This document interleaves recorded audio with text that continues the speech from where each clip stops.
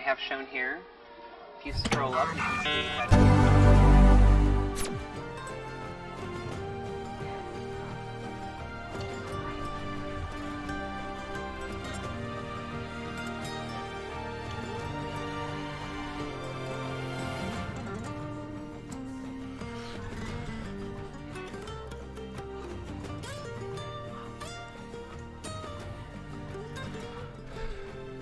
Yeah, I came back before the timer ran out.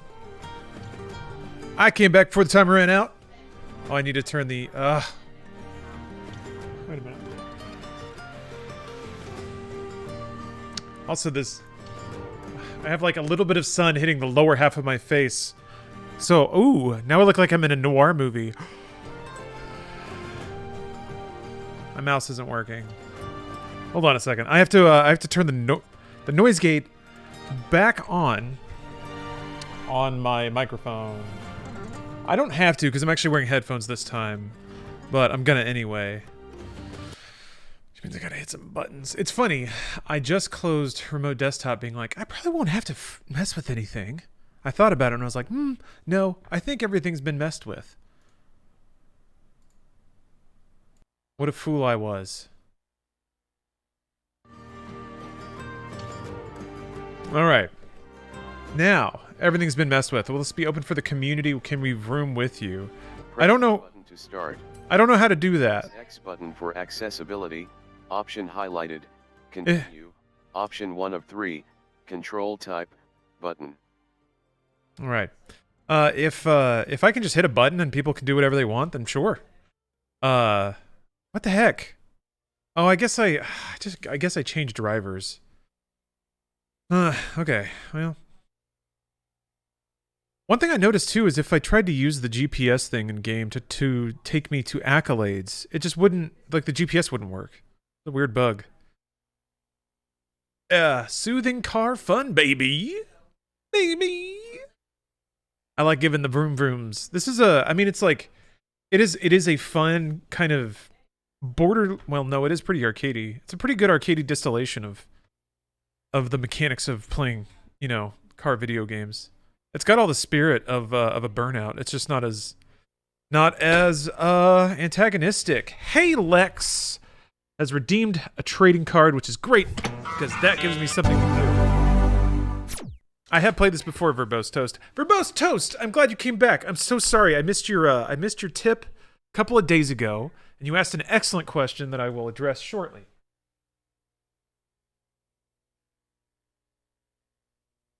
But I'm glad you decided to drop in. I wanted to apologize. You can make it more realistic. And to the game's credit, it actually awards you more in-game currency if you play on harder or more realistic settings. So it does that right. I wasn't like slagging it off by saying it's arcade. I think it's actually important. That's what people like about it. I think it's a great and high effort and very authentic gateway drug into the world of cars. How I describe it. It lets people be as into cars as they want to be. Whereas something like Gran Turismo feels like, oh my god, my car had spinners. You didn't see that. Something like Gran Turismo, like you kind of have to already be mega into cars to appreciate that game's presentation. Anyway, okay. The game loaded. I don't know if you heard. Anyway, all right, time to draw a card for you, and here it is. You get Bugs Bunny's Rabbit Rampage. Look at that card. This game, I remember running this game, and it was, I'm gonna be honest, the game was a little doo-doo, but the card is valuable, that's for sure. This is a one-of-a-kind, rare Bugs Bunny Rabbit Rampage Nintendo Super Power Club member punch-out card. This is, there's a number 140. And that means it's worth about $250,000. So congratulations. It's the rarest Pokemon card. Where did I get this from? This is from Nintendo Power Magazine from the 90s, basically. They used to have like an insert of perforated cardboard collectible video game cards that would come with the magazine. And I just kept them. They were in my bedroom. When I like left for college, they just stayed there. And then my mom was like, hey, I found this bag of trash. So there you go. It's a lot of these, and it's a lot of just like other random trading cards that I came into possession of. Anyway, let's read the back here. Bugs Bunny and all his wacky friends have made their way to the Super NES. The stages of this wild game are all based on some of the best Bugs Bunny episodes of all time. So be ready for some carefully crafted traps laid by really fiendish bad guys. Good luck! The challenge is what is the best style rating you can get on level 1.1. A novice will get a harebrain, an intermediate player will get the long-eared galoot, and a Bugs Bunny Pro will earn the rank of Wascally Wabbit. When will the next wave of trading cards get mailed out? Excellent question, because I'm very behind, and I apologize about that. Soon is the answer. Soon. I have to take another package to the post office anyway. And honestly, what was holding them up is I needed to get another batch of pre-addressed envelopes so that I can just... I only have to write half the addresses. All right. Yeah. Let me take down the info here. Hey Lex, or Hale, either way. I will either eventually DM you, Twitch Whisper you for an address to send the card to, or you can do that to me. Either way. And within the next week or so. Hey Lex, okay, I feel like you've told me this before.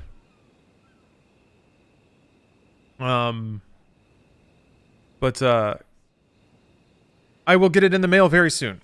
Thank you very much. Thank you for watching the channel enough to be able to redeem that many channel points. Welcome back, Lawrence. Why did I get a McLaren? Who cares? I have a McLaren now. Nice collection. Some of the cars you don't have can be purchased from the auto show directly from here. Great. That's great news. What? Those are weird things to see. Anyway, I bought a trash anime car. Check volume levels here.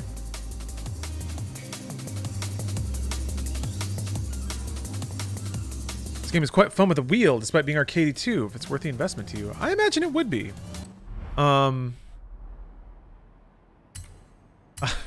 Weird. I'm having a good enough time with the controller right now. I find it's actually way easier to do the drift courses in a kind of an underpowered car. What to do? So what's weird is I'll do this. Wait, hold on. No, I don't want that. I will like put new stickers on stuff. like oh, there we go. That looks like a thing. All right. I'm trying to look around for like the story shit. If that makes any sense. Safe to do so.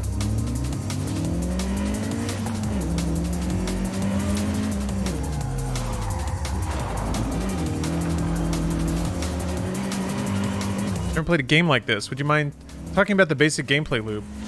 Yeah, so if you've ever played a game like Far Cry or Assassin's Creed, you might be familiar with how the game is organized. Essentially, there's an open world.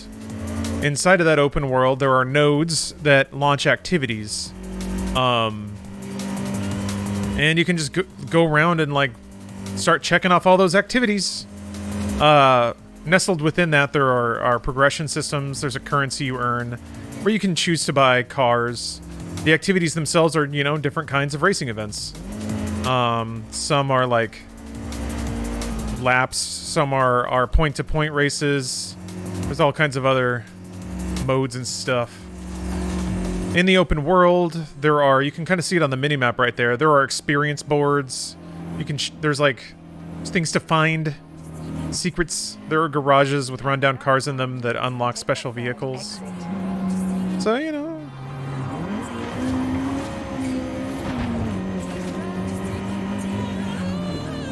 And then I guess one of the other interesting sort of gameplay... Why am I following the roads? I don't know.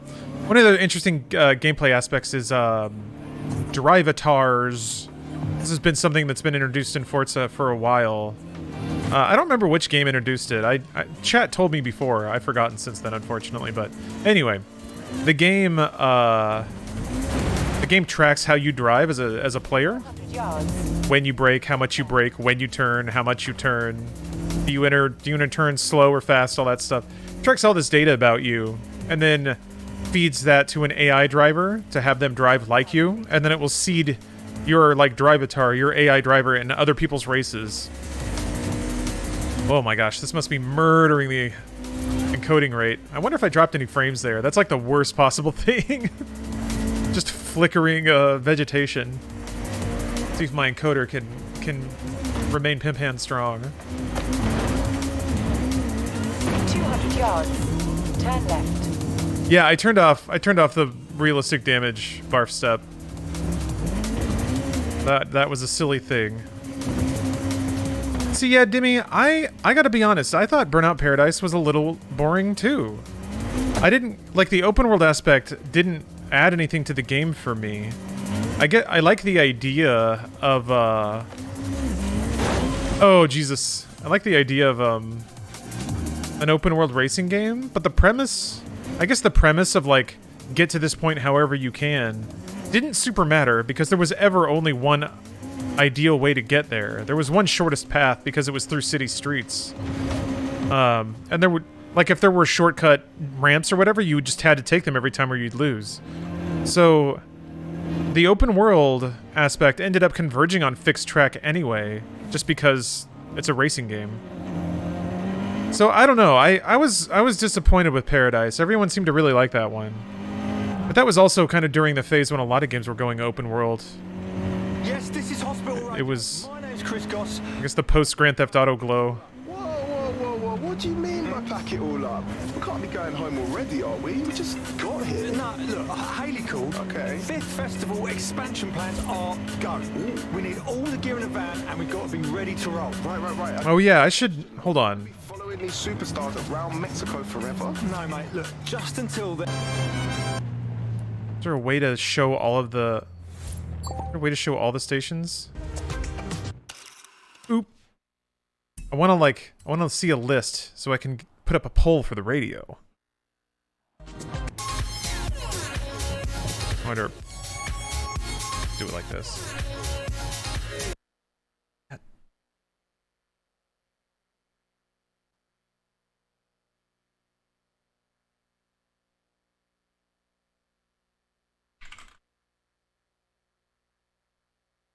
Wait.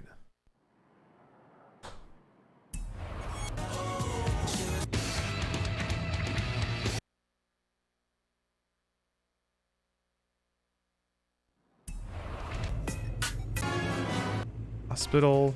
Okay. And then what was this one called? Base Arena. Okay. Okay. It's a lot of work. A lot of work for a poll. Here. All right. You guys get to decide. What are we putting on the radio? And you can burn channel points to force it, so... There's a... What? Alright, let's get going. Mars Bringer of War. The Ride of the Valkyries. Woo! Why isn't my horn working? Put on train horn. Give me train horn. I can't. Oh, there it is.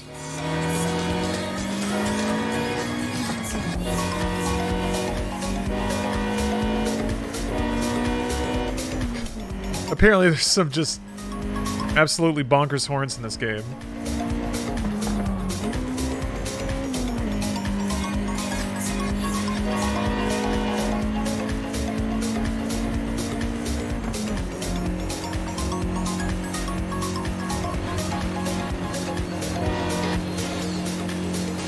Any reason you're driving the Integra? I went to go buy a car. I suspected there was an achievement for buying a car. I was right. But it was right there, and I was like, well, that's a weeby-ass car. There's probably going to be an embarrassing skin for it. And lo and behold, there was. So, I don't know what this character is, but whatever.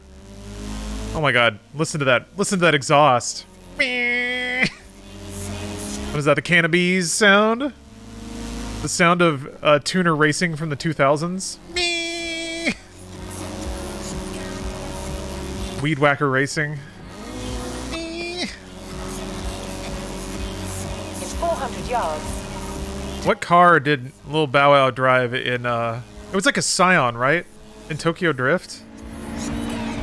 Turn left. Yeah, let's go, woo!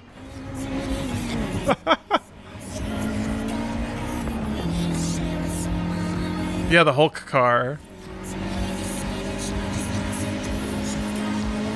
Oh, we got Pulse. Alright, let's bring up Pulse. Was I already on Pulse? Oh, wait, hold on. Bruh! There we go. Alright.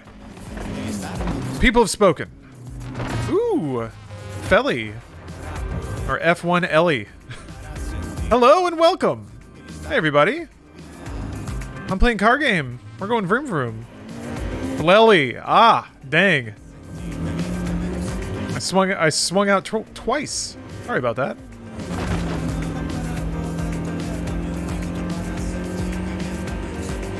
Welcome, everybody. Yeah. Acura go brrr. You have arrived at your destination. Rolling hard at the in the mall parking lot.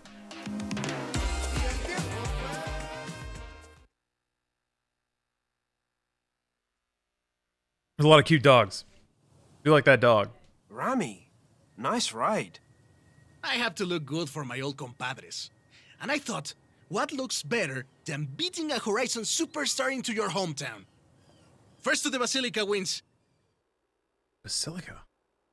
Saw a lot of basilicas in Italy. Excuse me. Oh, Jesus. Let's do this! So, there's a bit of a street scene around here. Maybe. Back then I was just a little kid learning to drive with my mommy and my tios. I couldn't even reach the pedals. Yeah, new car. I just got the last one looking just how I like it. But you know, they do say that the most fierce street racer in all of Mexico comes from Guanajuato. Ah! Yes, welcome all raiders. We're gonna be doing this for a while. Who knows if he'll make Cutting off somebody. It's just a friendly race. I shouldn't be so competitive. Street racer have a name. many names. And then a few hours from now, I'll be switching to Marvel's Guardians of the Galaxy, which is a really phenomenal game. Not if you can't even beat me to them.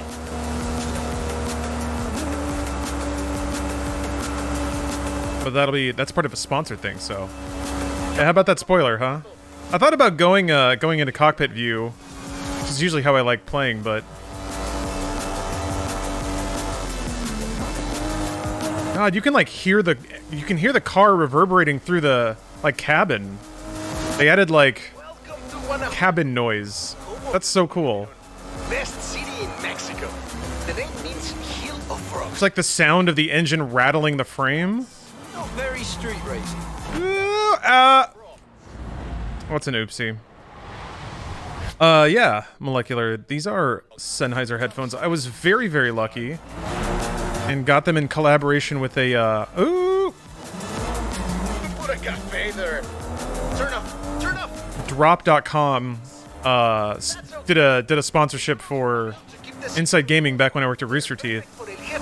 These were the headphones they were selling. Oh, and watch for traffic. They sent us a pair, so pretty great. The racers adds to the challenge. This is awesome. And I mean, so I've heard. But yeah, I've actually lately I've tuned my microphone so that I can play with speakers on. I can just play with normal audio in the room, but these headphones actually produce better audio than my PC speakers, so I wanted them for this game in particular because of the four-dimensional audio. Exactly, Joe.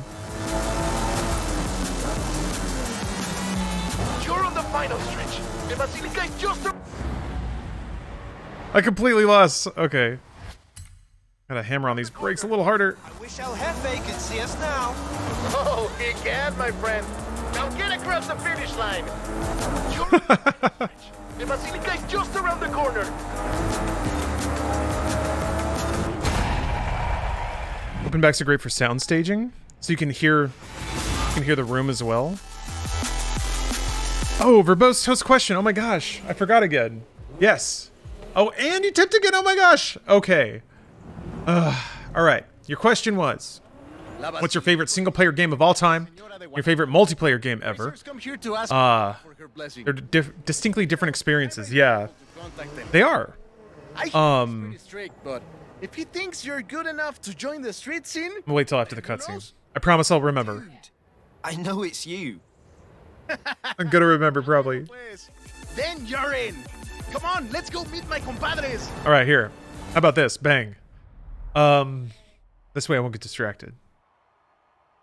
I feel like this is a bit of a cheat, but for me, my favorite multiplayer experience in video gaming so far has been Final Fantasy XIV. And that's because of all of the like mechanical, structural things they do to really encourage people to be nice to each other, because it does work. In my experience, and I respect the engineering behind it. They sat down and they were like, how are we gonna make sure people are in a good mood and cooperate with each other? Favorite single player experience or favorite single player game?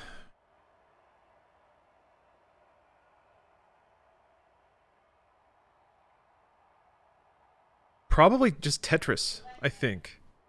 It's so basic and it kind of checks every box for me. And it's the most pure form of that experience, I think. There are other puzzle games that might be in the running for that, but Tetris is the one that just emerges, which also it has a multiplayer experience now, but yeah, it hits the right brain buttons. The other things like Doom Eternal and Beat Mania, games that I play a lot and feel very strongly for, they're kind of like, they're very good interpretations, but they are a little more complicated than the purity found in Tetris. So, you ever thought about doing a quintessential game tier list? Man, maybe. I don't know. I think, you're just inviting people to disagree with you, really. Well, now my darkest secret is out, my friend. I have something else to show you. But, maybe. Where are we going now? People like that sort of thing. To a racers meetup.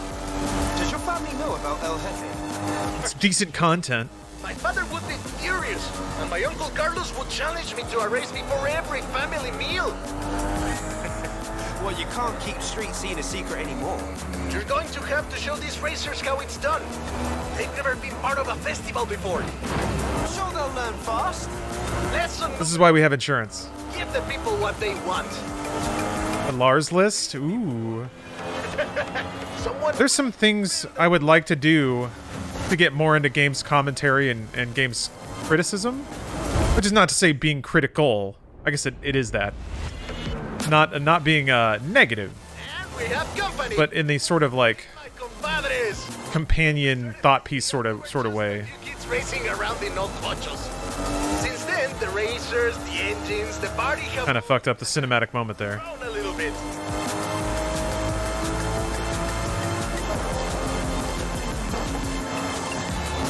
I don't know. For a long time, I thought it would be very cool if my opinion about video games was valuable.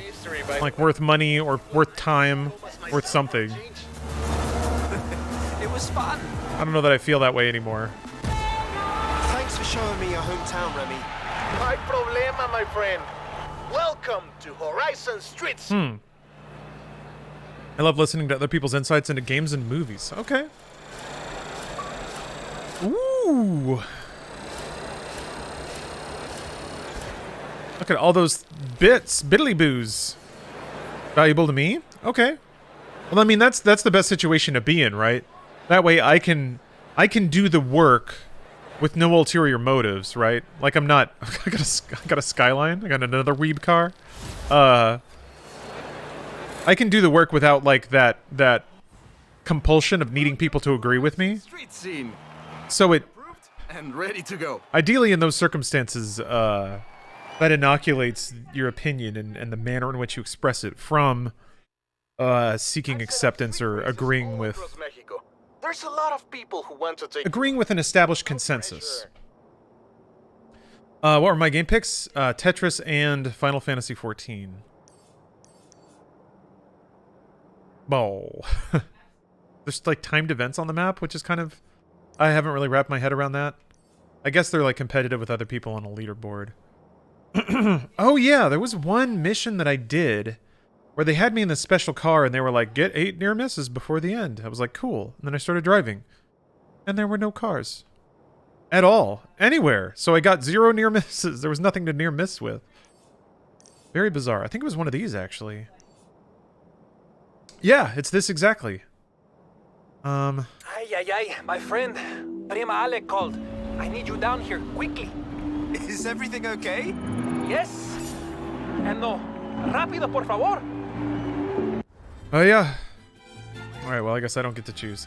So, Racers are swarming into Horizon street scene, even though it's not very underground anymore. Whatever you do, don't tell them. It's important for their street cred. Hola, amigo. Every racer who comes into the garage asks about you. I say you're coming for them next. You should see their faces. Hey, Lawrence. Time for it's weird. It's so weird. Where should we head next? Horizon Baja, eh? Perfect location for the cross-country racing outpost. Gonna do any races? Sure. I figure as long as they're feeding me story missions, I might as well do them, but there's gonna be a... fan messaging me to ask when this is opening. There's gonna be a time when I'll have to get more accolades or whatever. July? Yeah, the story missions are races, sort of. Not quite the same as, like, doing laps with a grid of cars. Amigo! I think we should show Horizon why the Baja is home to the biggest off-road race on Earth. And if we have time, we might set up an outpost or something. Get the house that you unlocked for getting the street outpost. It unlocks fast travel. Get the house. You have to, like, go find it? Man, look at this ancient dashboard. Look at this shit. People used to drive cars that looked like this. Oh yeah, I probably have some wheel spins to throw down. Most of the game's getting accolades. Hell yeah, it is. It's on the West Coast side. Oh, well, I'm headed that direction, I think. Different houses give you different perks. 2.5 meters or million for million for fast travel? Not meters.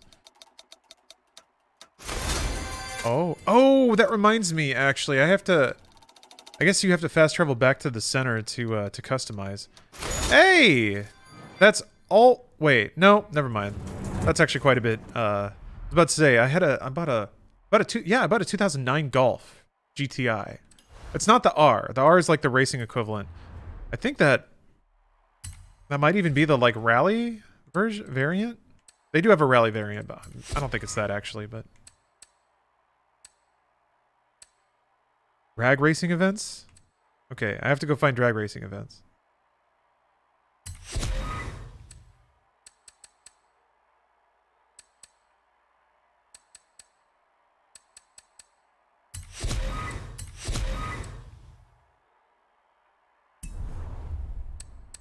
Wanna be by the wheel spin? No. I can't burn you guys out. I forgot though, I do have to put myself in a chicken suit. Because I did unlock that, so... Wait, does it randomize your radio station? People said pulse. Alright. And... No! Sorry, I'm flying through a bunch of menus.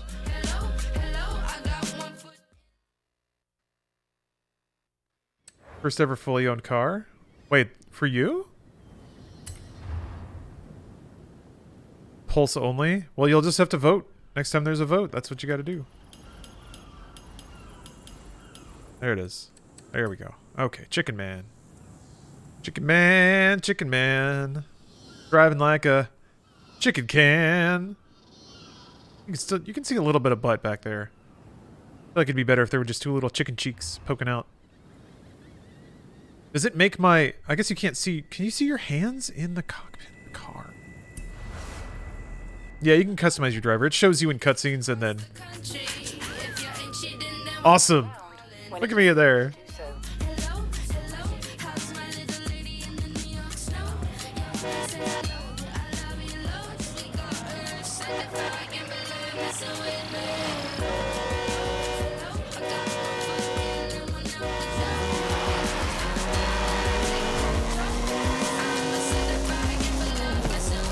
have to shift. Turn around when it is safe to do. All right, I need to do drag races. I need to do drag races. There's one. Wait, no, that's not a drag race. They're blue. Did one at an airport. There we go. There we go.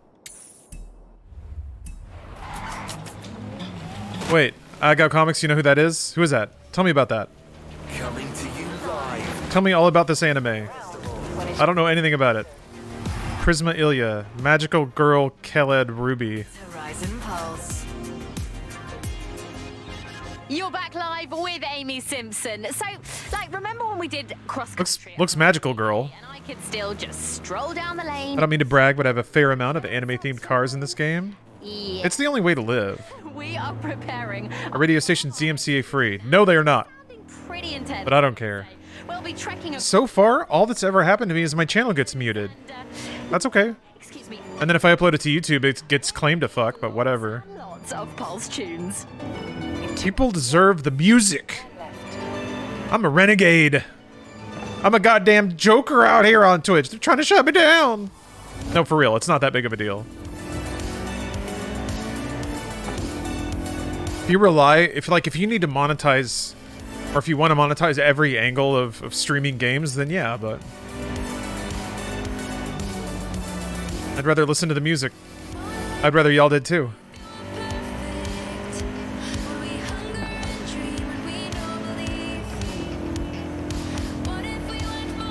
Playing Guardians on streaming mode is lame. I'm absolutely not going to do that. That game is playing on full soundtrack. Yeah, Jeff Bezos can come and eat my ass, personally. Wouldn't you love that, Jeff? I know you would. I love that I have little chicken hands in the car.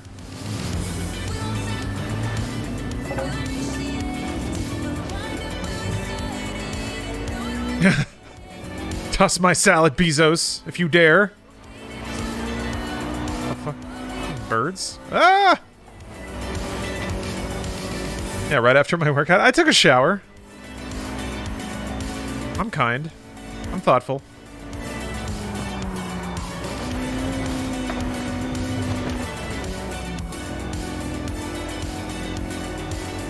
Ooh, Shadow. Thanks for the cheer, Shadow. Appreciate the very dank 420 bits. Take the second exit. Anyone else look at that dash and smell the Armor All and Black Ice air freshener? Ah. Smells like we're gonna go watch Independence Day in theaters. Do you have a crew? I don't actually. Whoa!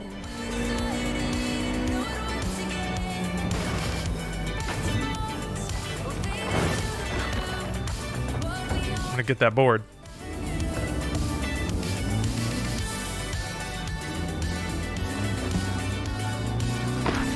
Can't wait for you to unlock the initial D car in spring. Oh, the 86 Corolla. There's got to be like 1 billion liveries that make it look like the tofu car, right?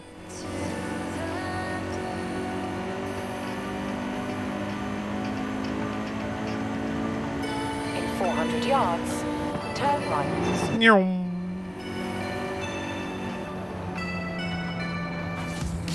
Turn right. 200 yards, turn left.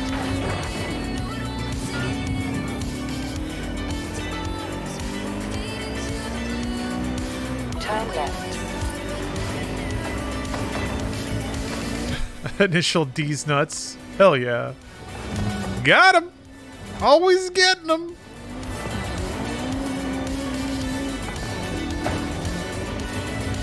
All right, here we go. I wonder if you know how they do in Tokyo.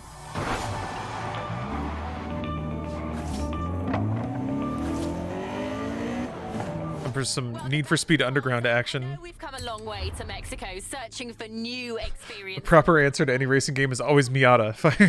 Skill song. 100% Miata. Damn it! Skill Song's launching right now.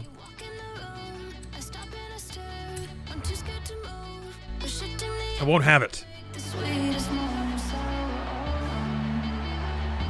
There's my guy. Truly, my only goal in a game is that if I ever beat anyone, I want them to roll their eyes at the online representation of me.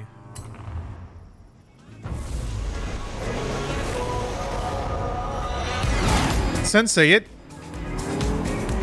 it tunes all the other cars to your car. You don't always have to pick the like highest rated car.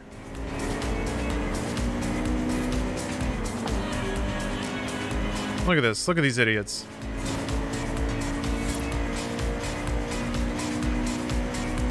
I don't know how you make drag races more interesting.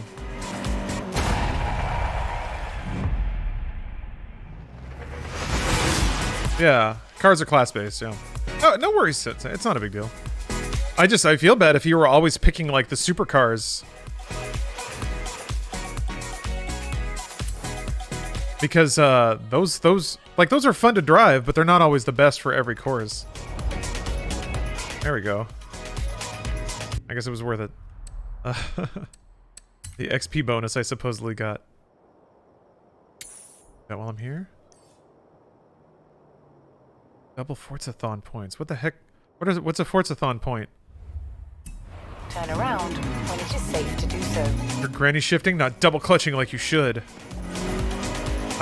Hey, I don't need no one to tell me how to race.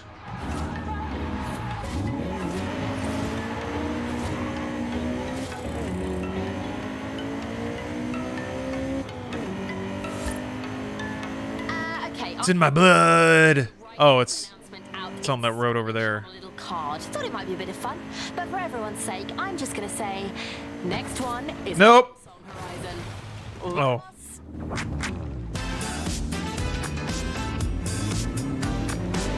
Pretty good news that I didn't turn on damage. Yeah, nailed it. They pretty intentionally make it so you can't just like hit that straight away and then cut over. So it looks like you want to come around this corner with as much speed as possible.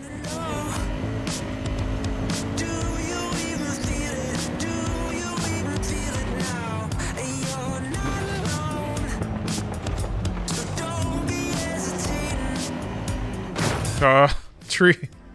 I didn't think I was going to be able to countersteer that effectively. Alright, here we go.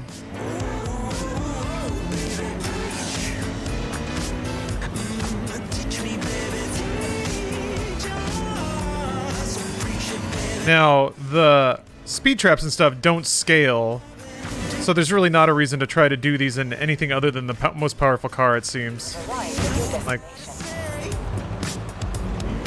But whatever, I'm here. Alright, what next? I guess, here, let me try to... Oh, wait, there was a race right over there. Although I guess I should just...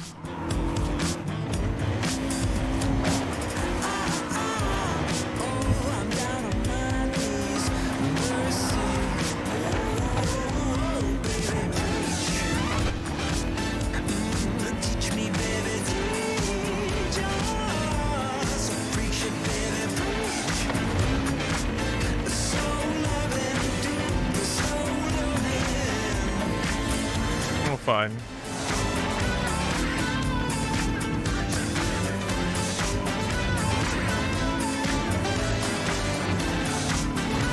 I'll look for that.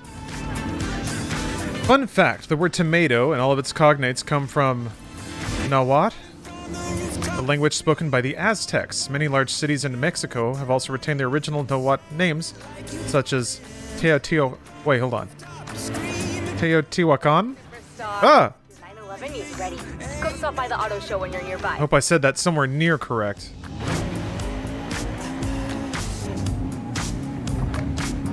Yeah, the skill songs are a great excuse to drive sideways in somebody's lawn.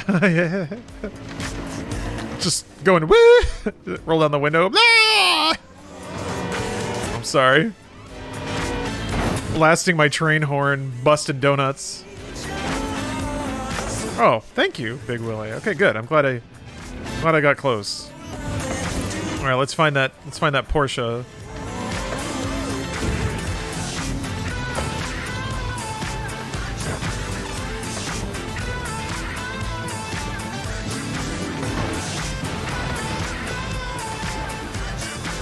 Anything around here? Huh? Well, that was a nifty way to make our Mexican adventure twice as exciting for a few minutes, wasn't it, Horizon?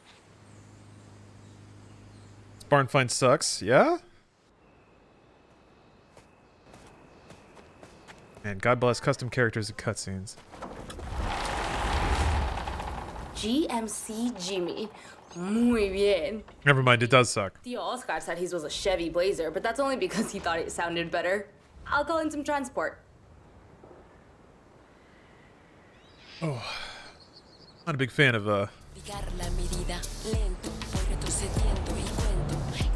I'll call you when it's done. Speak soon. of big boxy cars.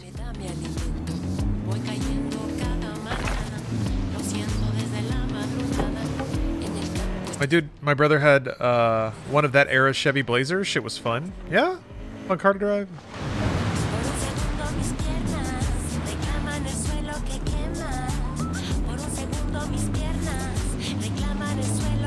Come on, come on. We get back to the road. Saw some events down the street that looked delightful.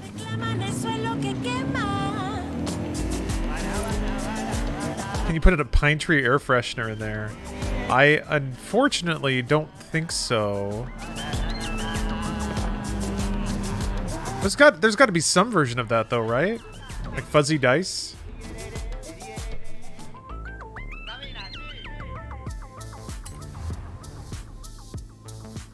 Let's see. Actually, the Golf sounds really fun to drive.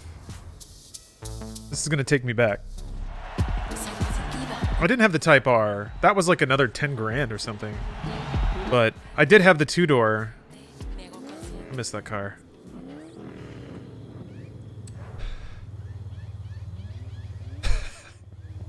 I need to find a good skin for it.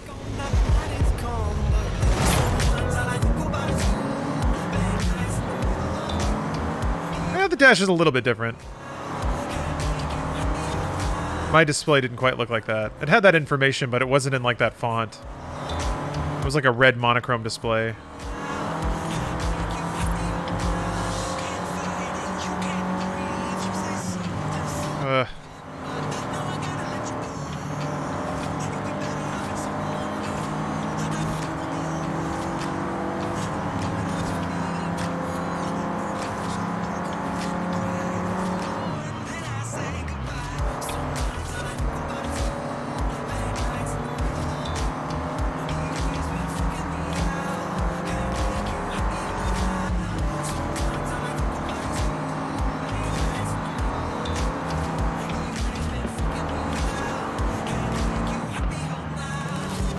Fuck. No! Damn. I was curious how much I could push that.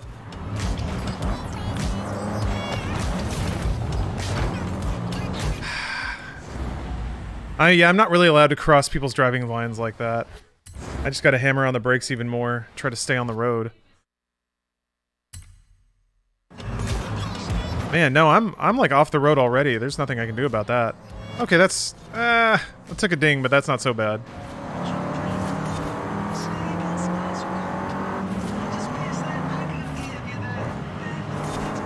Oops. Ooh!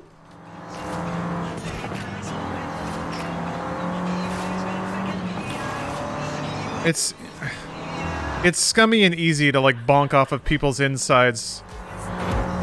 That sounded a little sexual. To like take the inside path on a turn.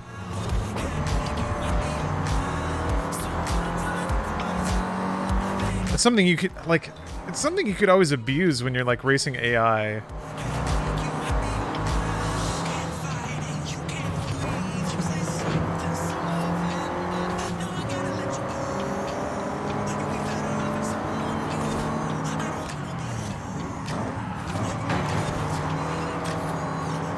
And then it shoves them into the outside, and like, it's a shit maneuver.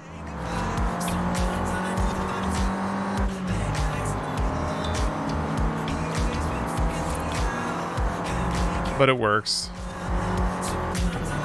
That was always the problem, like trying to play any kind of racing game online, is that in the very first corner, everyone barrels into it at max speed. And either you brake and just try to like pick your way through the pileup, and hopefully you can come out to a better spot, but usually people just hammer on the gas too, and they clog up the road. So you can't really take the right line, because everyone just piles up and they don't let you past. So it's always tough to like try to be fast. That turn was way harder than I thought it was. Oh!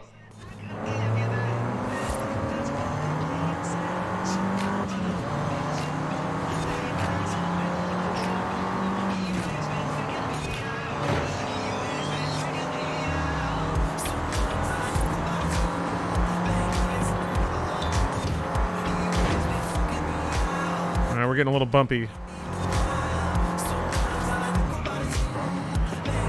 Fuck that car! Ultimate clean racing.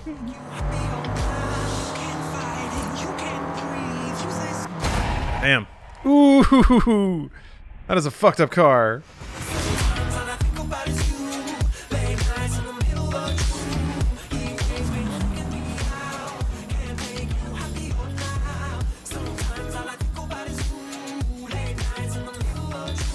Damn. I had there were a couple of corners where if I had... What's with that hair? Or if I had carried my momentum well, I probably could have gotten in front of Rahul there, but...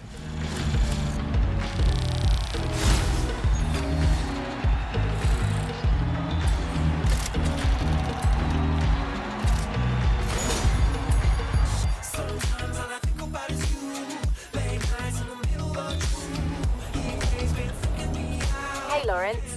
There's no stopping us now. I'm getting the next Horizon adventure prepped and ready for you.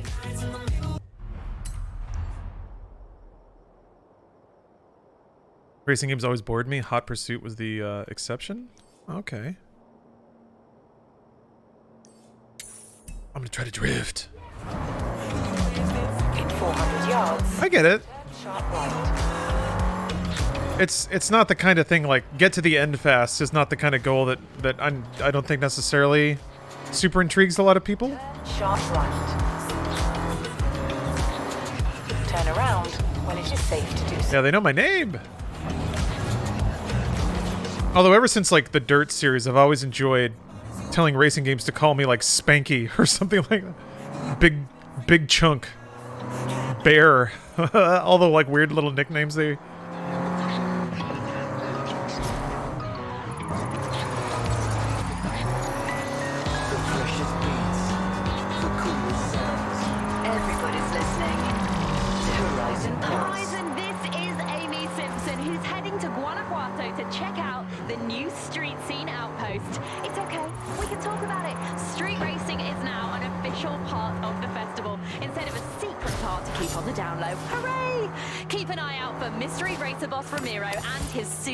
I enjoy shaving tens of seconds off my lap time.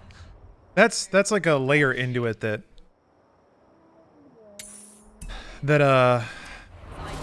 that's the sort of relaxing, sublime kind of jigsaw puzzle aspect of it, of just this, you get into that meditative state of repetition and like trying micro things every lap to just see like, if I brake a little bit later here, if I turn in a little harder here, what happens? Iterating like that is very like relaxing and calming. I enjoy looking at cool areas. You have arrived at your destination. I love the focus on soundtrack that a lot of racing games typically have, because it's like, it's a significant portion of the game. It's the vroom of your car and then music, so. Oh yeah, something four-wheel. Probably important for a dirt track, huh? How about this hot Ford Focus? Is there any way to... Can you get, like, skins for something from this screen?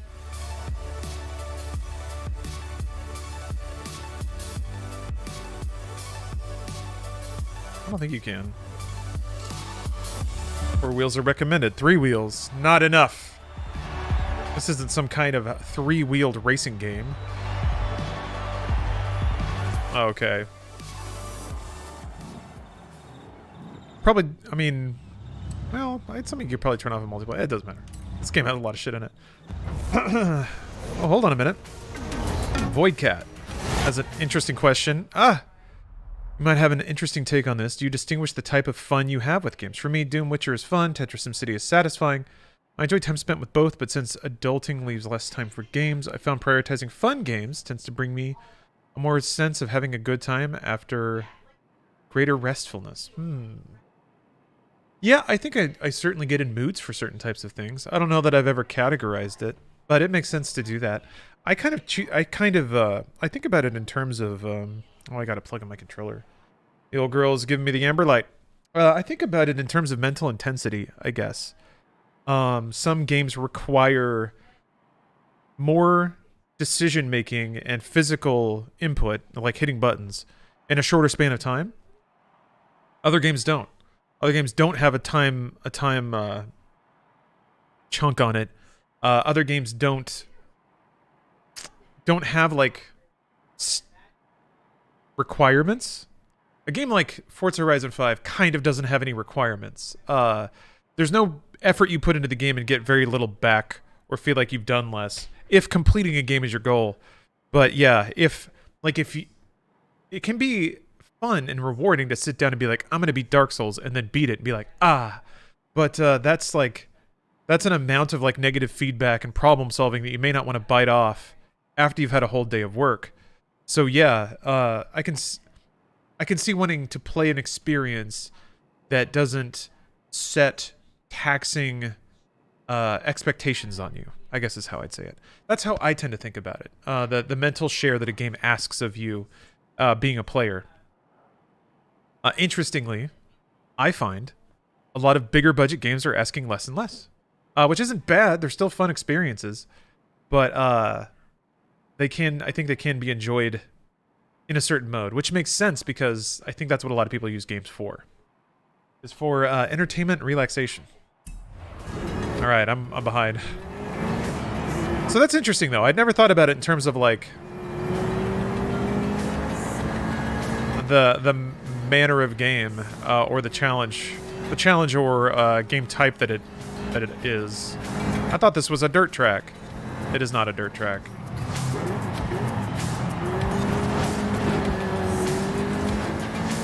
I already broke my. I feel like such a dirty racer.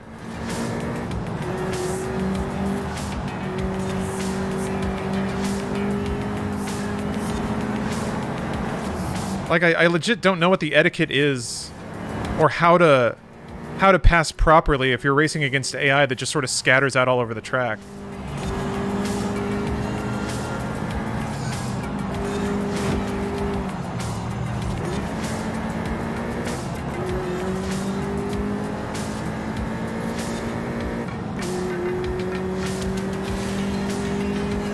Be a dirty racer and harder modes AIs will play dirty? Yeah, that's really the answer. It's something, honestly, I lost traction there for a second, which is kind of odd. It's something I used to struggle with, is maybe a too hot of a term, but I always used to dream of like getting first in competitive races without touching other cars. That would be the fun reality, or that would be the ultimate style. I don't think I can do it yet, though. I imagine if you play other sim racers online, though, the other players at a certain skill level probably develop passing etiquette, right? I guess other sim racers also. Man, I always think that turn is a lot looser than it is. You also get penalties for colliding.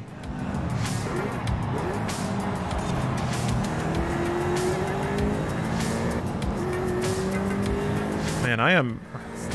What is also the camera icon? What does that mean?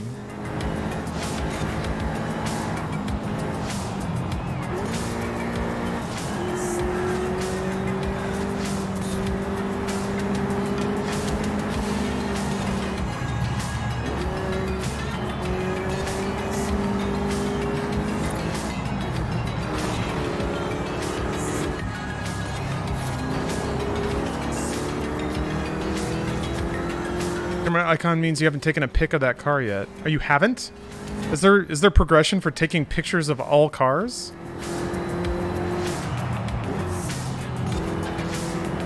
And they really want you to use photo mode, huh?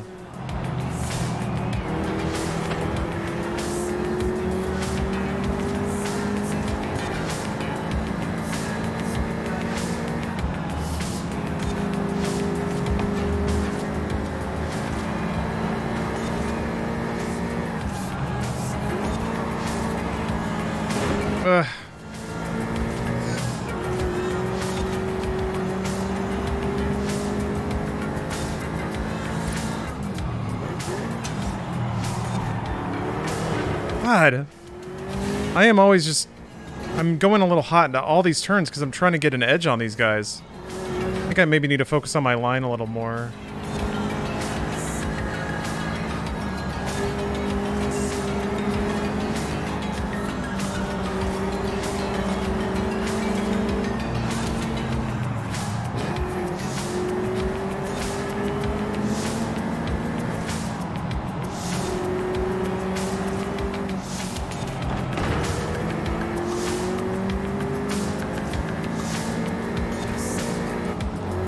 Man, I don't know. I am, I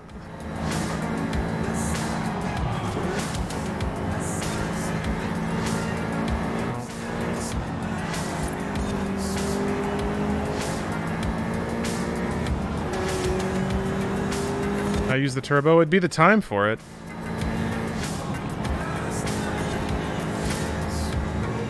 Man. I did not do well at all. Whew. I recently, it recently asked me to turn up the difficulty. I don't know what the driver toes are on now, but I don't mind not coming in first every time, though. Can you explain that rewind thing? It's just, it's a feature racing games have had for a long time now. I think the first, I remember there was one game that introduced rewind and it was like a huge deal. I think it was maybe a dirt game. I can't remember. It was, I thought it was dirt, yeah. But it was a brilliant idea. Because, yeah.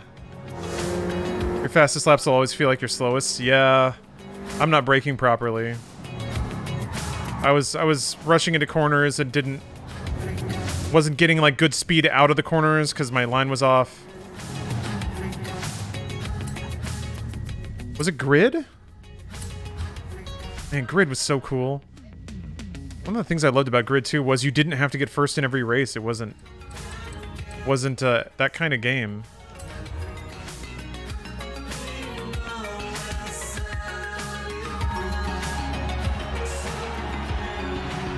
Slow is smooth, smooth is fast.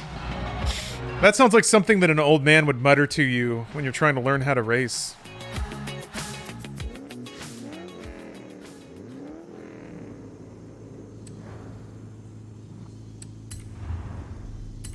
Highly skilled is what I'm on.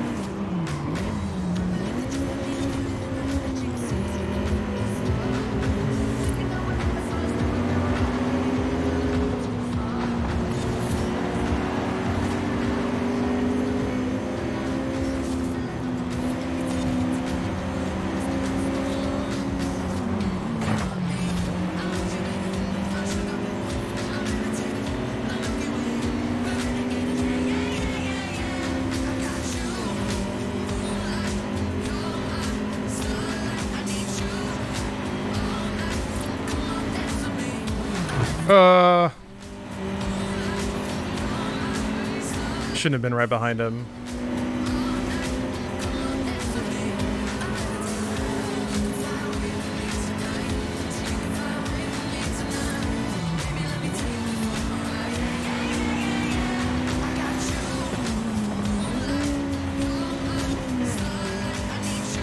weird.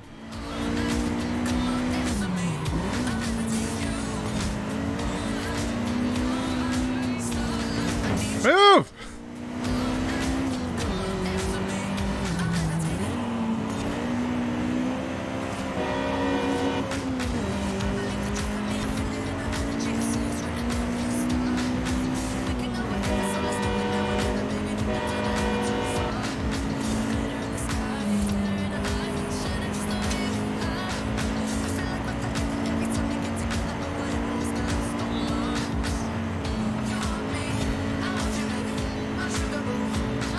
Alright. Just have to not mess it up. Looks pretty straight until the end, so they don't seem to be gaining on me either. So I think I exited that last curve, corner, whatever, correctly. Maybe. God damn it. This one's shooting ahead, though.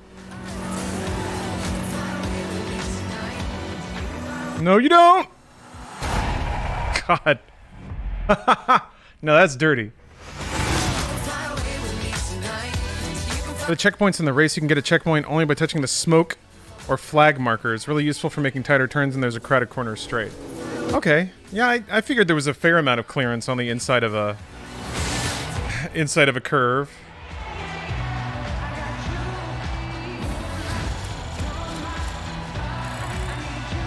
Yeah. I mean, that driver deserved the win. Whichever car that was.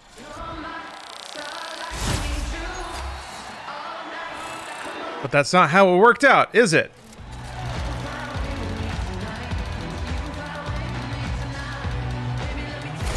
Oh, damn. Now, the R32, I think, might be the rally variant. Maybe?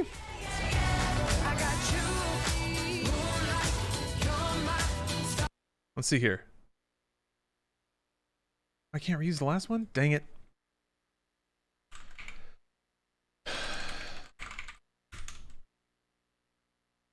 Hold on a second. Let me cycle the radio stations again. The R just means race as in race pack? Oh, okay. That's easy then. What does the 32 stand for? Serena Block Party.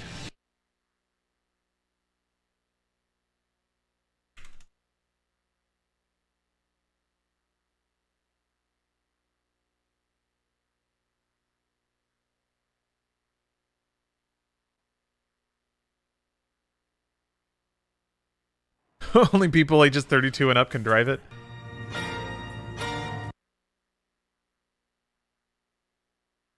Okay, bang. I left out hospital. You have to decide. You have to decide. We're not moving this car until we know what's going to be on the radio. That's the rule. Yeah, I can take a nice photo. No classical? I mean, Eterna is the classical station. I don't know what hospital is, but that's the one that... That's the one.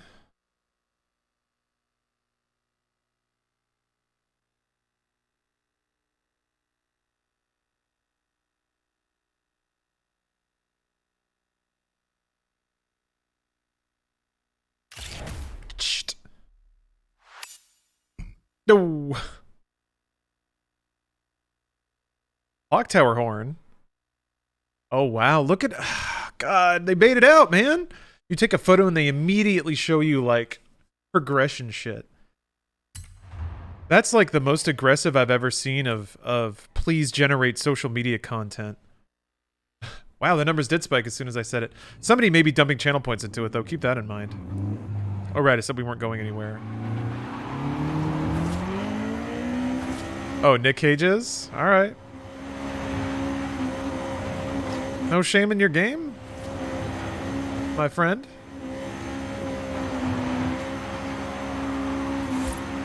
Look at that little hatch next to the clock. That little guy. Oh, I wanted to mouse over it. It pauses when I tab out.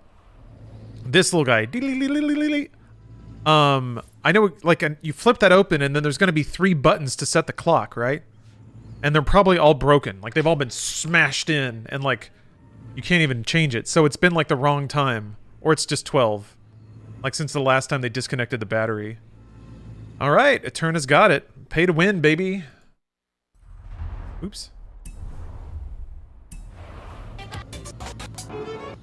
That's pretty classy. Alright.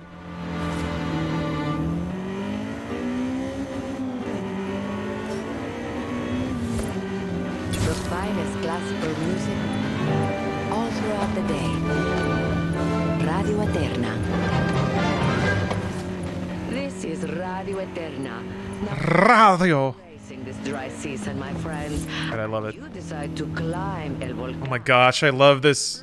I love this DJ's voice. Might see Oh. stuff falling from the sky.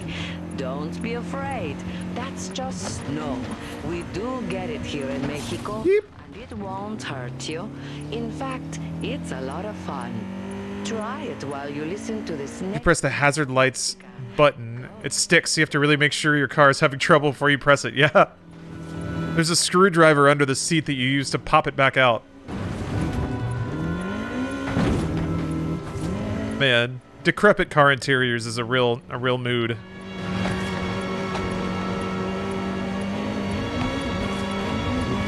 Man, this car might suck too much. Ooh, it's gonna be tight.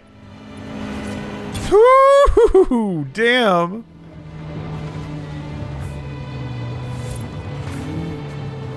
Wait, I didn't even get a star for that? Jesus.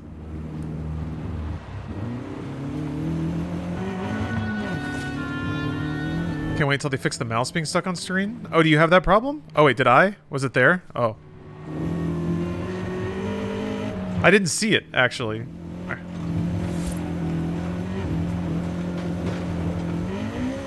At least you finished in the top 100%. Yeah, that's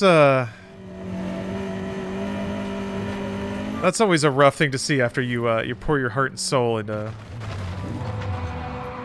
driving an anime car.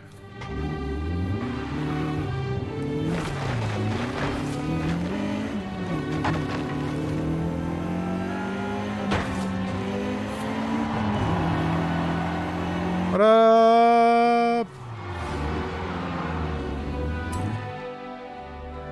Just jumped in. What's happening? We're zooming and vrooming.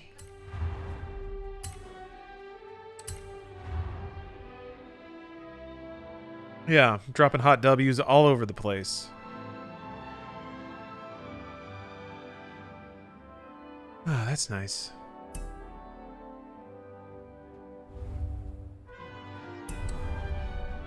Wait, do I...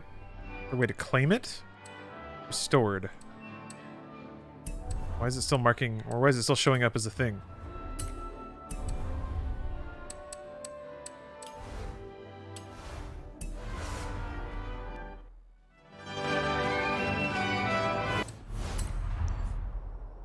The one below it? Oh my gosh. Was there one like right there that I didn't even see?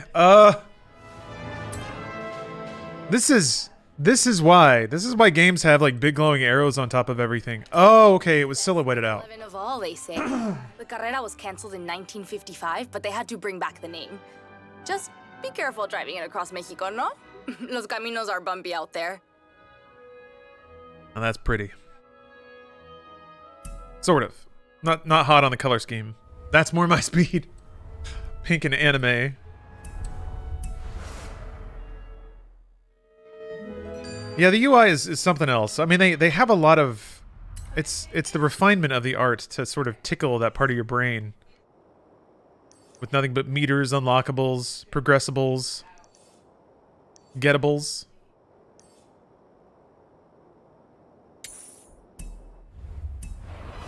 The UI is bad, it's fine to say it. I don't know that it's bad, it's just overloaded sometimes. Everything is kind of geared towards engagement and unlocking and revealing. I guess in that regard maybe it is bad. It seems like it has to cram, it has to play games with how it presents information. Yeah, dopamine hits, exactly. It seems like it tries at all stages to make the conveyance and revealing of information a delight and a treat. And sometimes it's just like, just tell me the car. You don't need to hit me in the face with confetti every time. Turn left. But that's me being a world-weary gamer who has Turn left. had a whole lot of games desperate to make me feel good.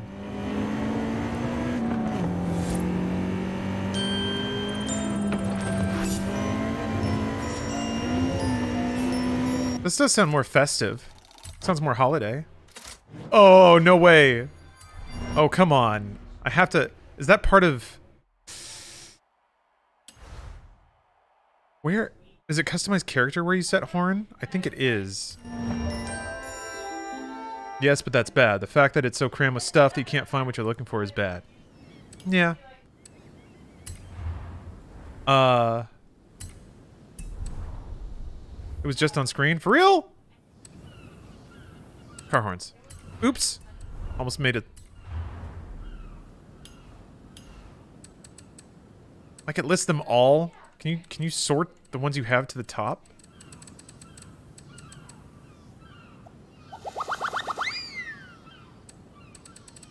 I see.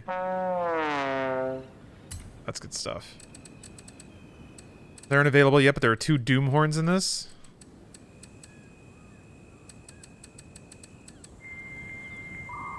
Wow.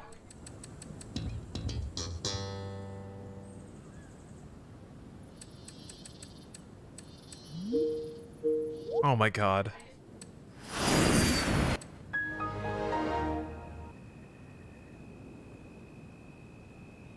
That's fantastic. Oh, get out of here, Windows 10. Oh my gosh. Oh, that's pretty deep. That's a deep ref. Slender's Pep, thank you for the resub and the 2 years of subs. Ooh, that's real nice. Ooh.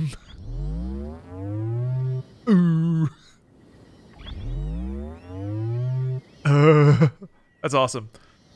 Oh, musical has the Doom horns? Okay. Oh, Captain, I'm glad you're in chat. What was the, when you were mentioning Canto Pop, what was the artist you brought up? Because I did some scouting, I did some looking around on Spotify. I found some, like, what looks like kind of mid-aughts Canto Pop that is exactly what I'm looking for. I also listen to a lot of 80s Cantonese pop that is a lot more like kind of traditional pop, like city lounge music. But I love the goofy synths. I love the really crisp drum kits. That's kind of what I'm all about. So, I don't know if that helps you triangulate, but you're like the only other person that has Ooh.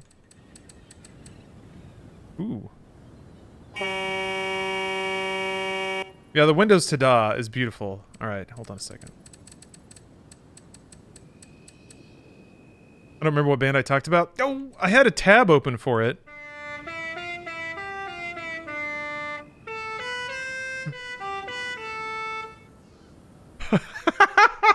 I like how, like, the other ones are just straight up the sound effect coming out of a car horn, but this is actually the Halo theme on a car horn. Doot, doot, doot.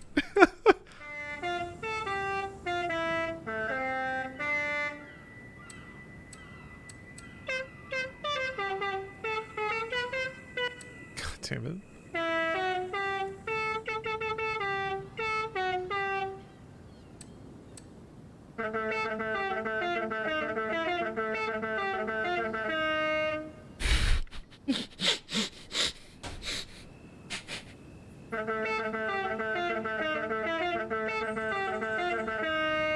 God, the sustain on that last note is like comedically perfect. It's exactly the right amount of... Oh god, there's a low one.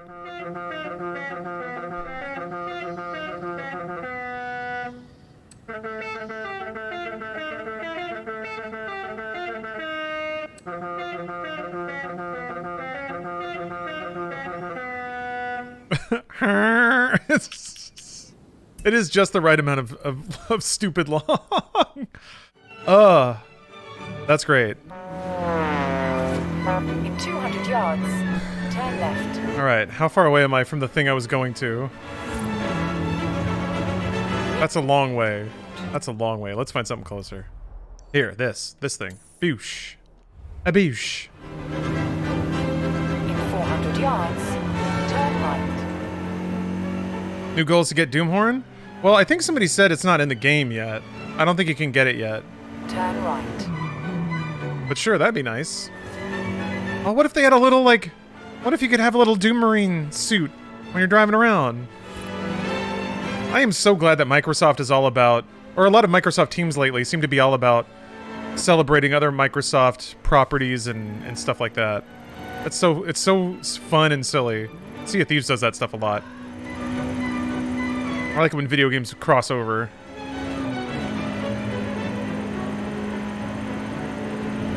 You have arrived at your destination.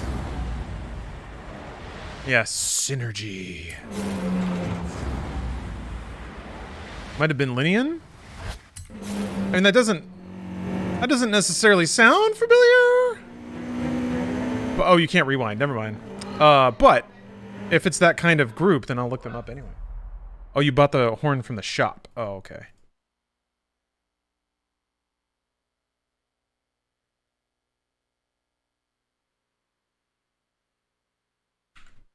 Linian?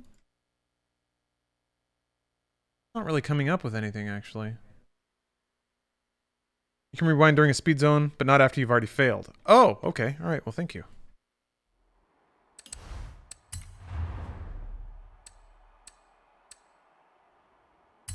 All right. I'll buy the wheel spin.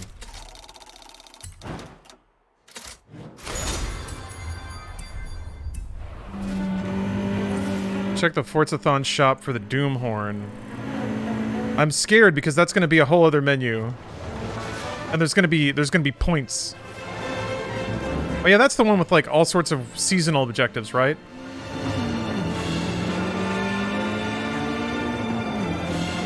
Yeah, more currencies. The more I do that, the less I'm racing, so I'll just race for now.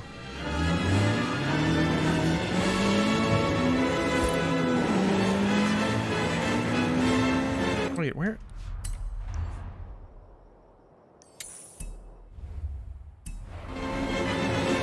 That's right, Regulo.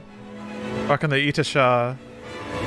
Don't worry, I'm a giant chicken man too, so I'm embarrassing in more ways than one.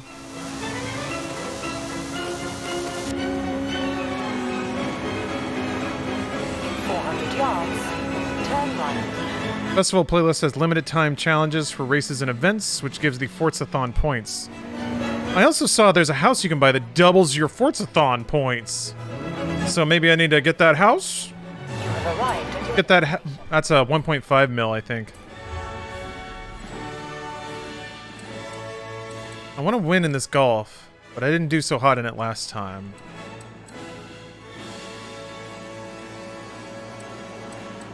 I'll try it again. You can buy houses. I came to race, not to live. That's right. This house doesn't go fast at all. This house is entirely stationary. 0 miles per hour. Look at that plate. Whole spool.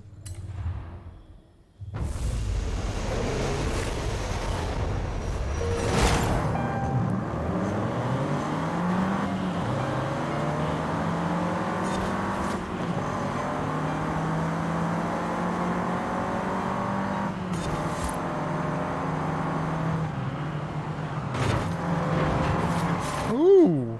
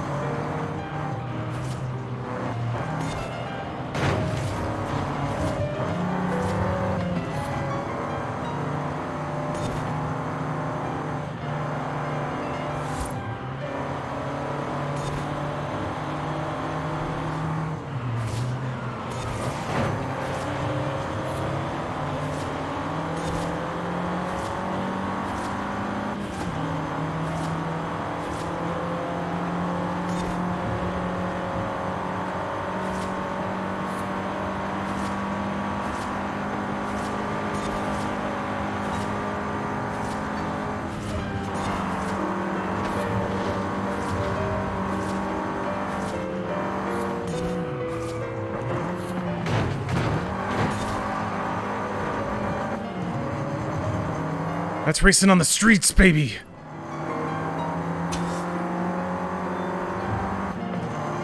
Now I gotta catch John Smith. The demon of the streets. They say he only races under the full moon.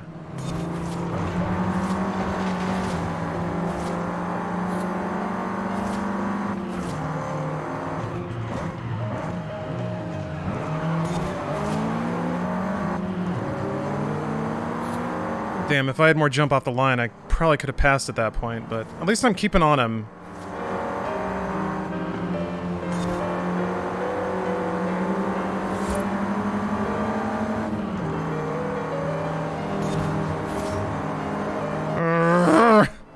Come on, car, go faster!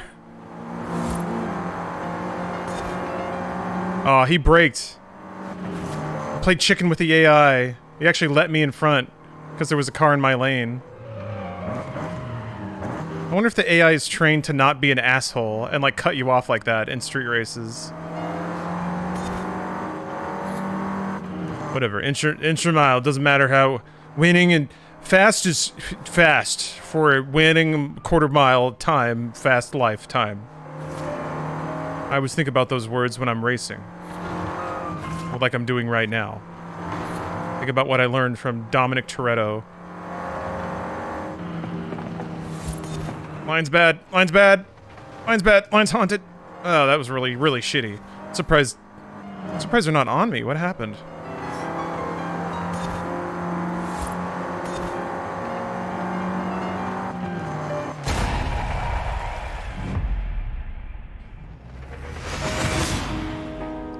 Exactly, Void Cat.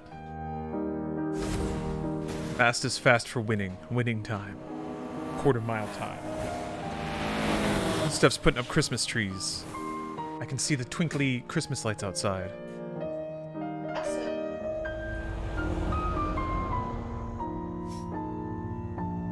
Yes, I have to set up our Christmas ad for the front yard.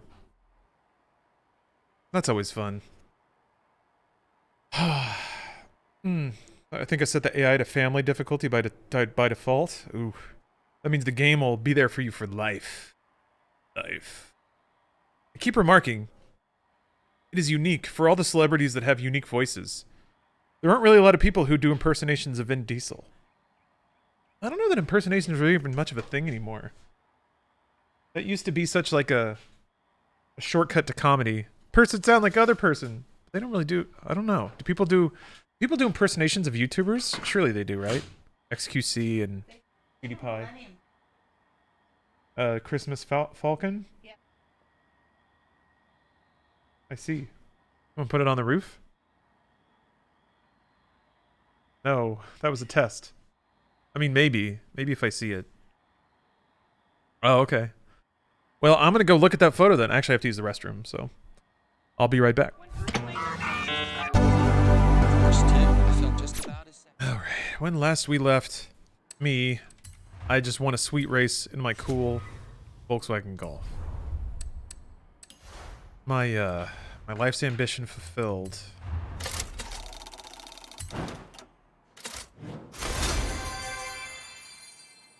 Why is that one all like striped? That one seems important. That seems important, right? Did I just get a super rare vehicle? Who knows, man? They're all like different colors. Every time someone says family, I'll take a sip of vodka. Do your worst. Oh yeah, that reminds me. Yes, there is another... somebody brought it up in chat. A new Fast and Furious game based on the cartoon, which apparently exists. But, that sounds like my shit. Very much into that. Death ZA666. Thank you for the sub. I gotta play that shit. I refuse to have my Fast and Furious video game completion rate dip below 100%.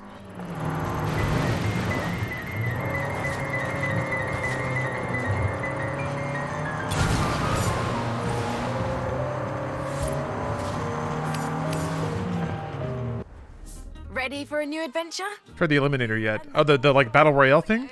I did in 4. I have it in this game.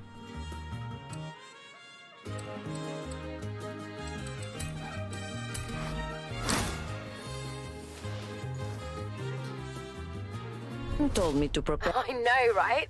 There's Mexican car wrestling at Horizon, and I'm stuck up in the operations center. Adding it to your schedule. Any other I'm festival gonna find this barn while I'm around. they call the Goliath. But I have seen you superstars race. Just got eliminated by a level 1 car when I was level 4 because I hit a tree. Ooh! Be. That's the way it goes. I'll be waiting at the start line with more música. Oh, I just realized my webcam is very neatly covering up the credits for any song. Turn around when it is safe to do so. I apologize, musicians. No copyright and infringement intended. There we go. That was close. Spencer, thank you for the resub. Trying to figure out what Mando Pop band I can't recommend, or I recommended, but I can't remember anything. I don't think I recommended one at this point. Pointed out she is Mando Pop. Oh, it's Mando Pop. Okay. I think I actually, I remember recommending Lamp, but they're not Mando Pop.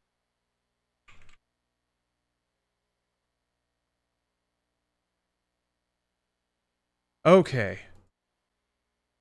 I think I was actually looking up Cantonese pop music and not Mandarin pop music. Well, maybe one is a subset of another? But I got the term wrong one way or the other.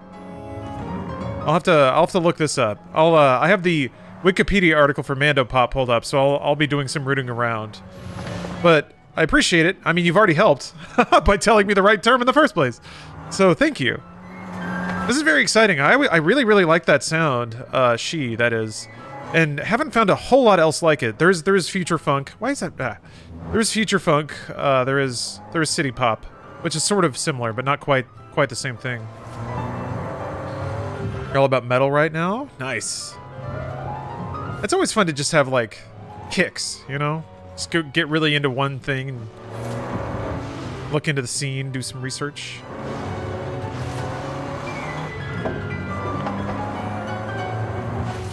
It's on Wubby's stream, The Ghost Hunt? Oh, yeah, Death? Well, welcome. Welcome to the quintessential gamer at work, like you said. Right now I'm just doing some driving and jamming in Forza Horizon. A little later on today, I'm going to be playing Marvel's Guardians of the Galaxy,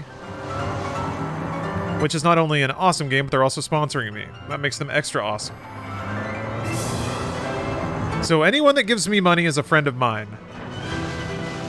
Also, truly, that game super rules, so. But you'll hear me gushing all about it later. Safe to do so.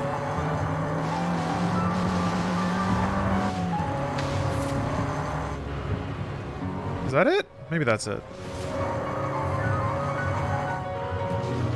Yeah. Man, how did I swear I drove in a big circle around this thing.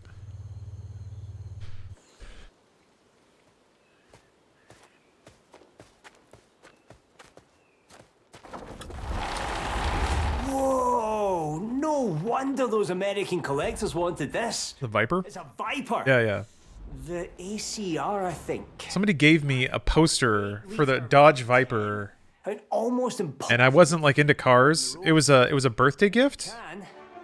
Here. But I put it on my wall anyway. So I had a Dodge Viper poster on my wall Speak soon. for like 10 years just because I didn't have any other posters. So that's what that makes me think of. Street races are fun, man.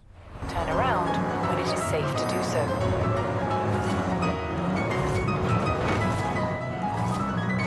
In 200 yards, turn left.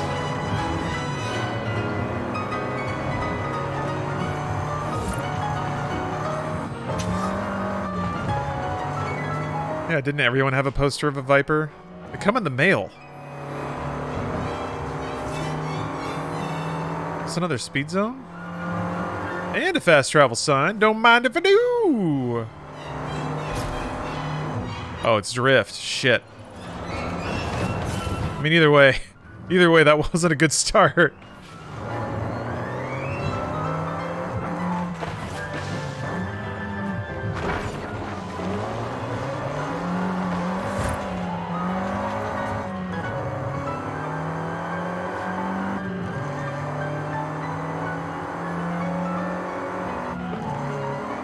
God.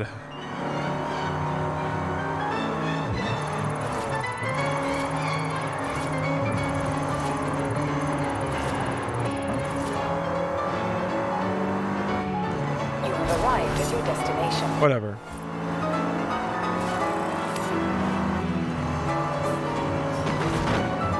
You had 50% ownership of a Viper poster? You win a half-seas with somebody on a Dodge Viper poster?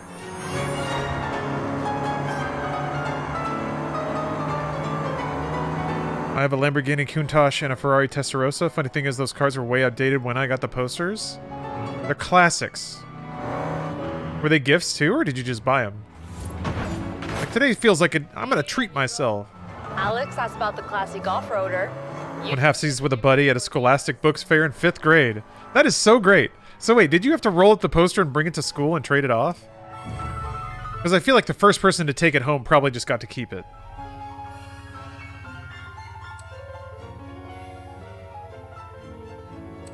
Jesus fucking Christ.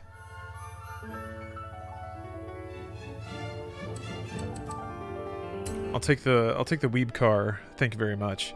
I almost feel like to some degree that the races with underpowered cars are a little bit easier because like the gaps are wider.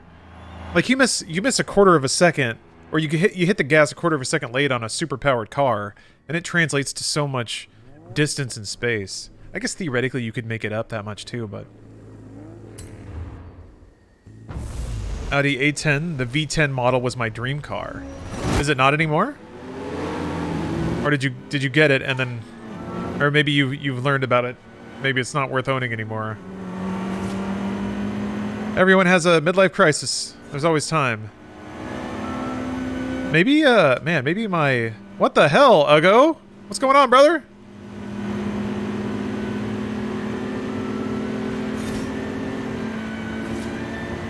I just got an alert that like Bitcoin was blowing up, and he's like, "Oh shit!" I don't actually know who that is. Ooh, Uggo, that is. I think we became Xbox friends. I remember being becoming Xbox friends with them when I started writing for like volunteer gaming websites. So we might have written for a website together. Mr. T-Tom was a member of the Funhouse community. I mean, still may be, yeah.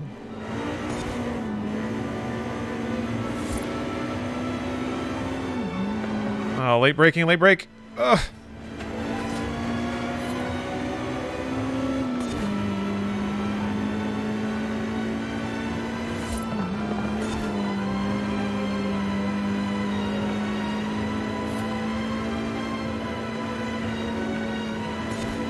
Sounds like an 80s movie in here.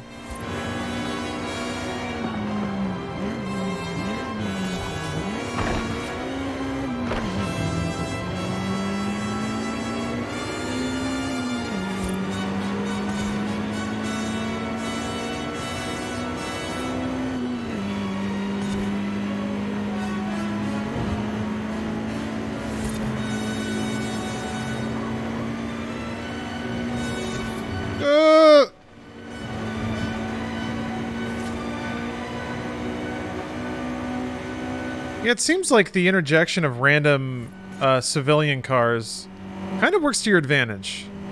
The AI seems to be much more careful around them than you are, or you can be.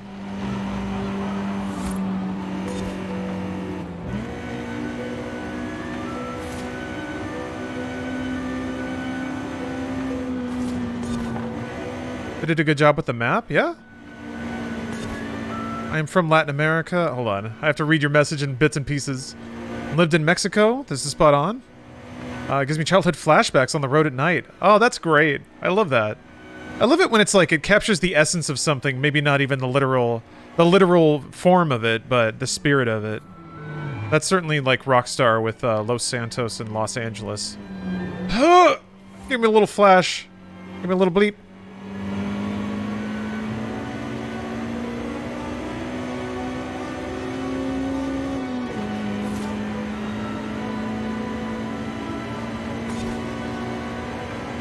Three was pretty accurate with Australia.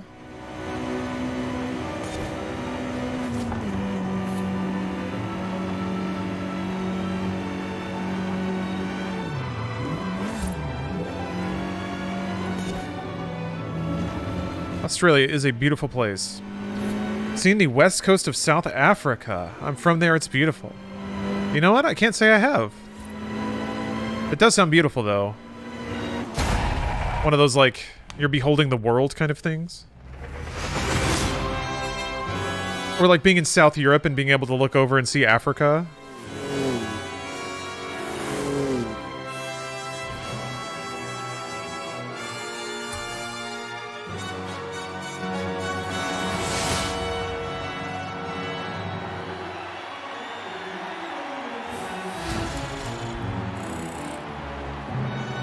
I'm from Sonora. The random skinny dog crossing the street is pretty realistic.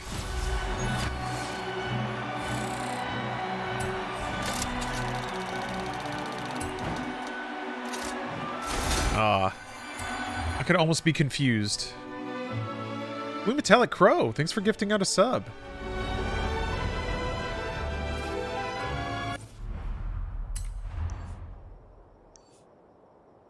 So many activities. Plenty of street races. I'm gonna go open up a new thing.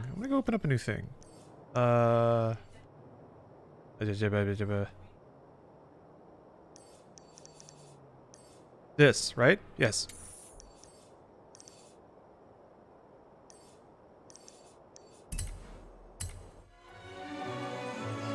It's Russian? It does sound it, yeah. Think I'm from Los Santos? I spent a lot of time there. Hey, mi amigo. I was talking to someone who found a classic car in a granero somewhere in this area. Would you be interested in restoring a pickup truck?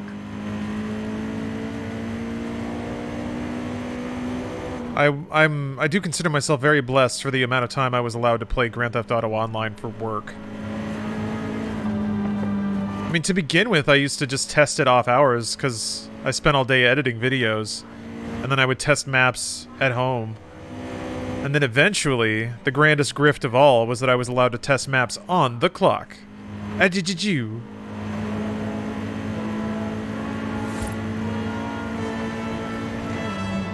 Well, let's keep going. Yeah, Mars.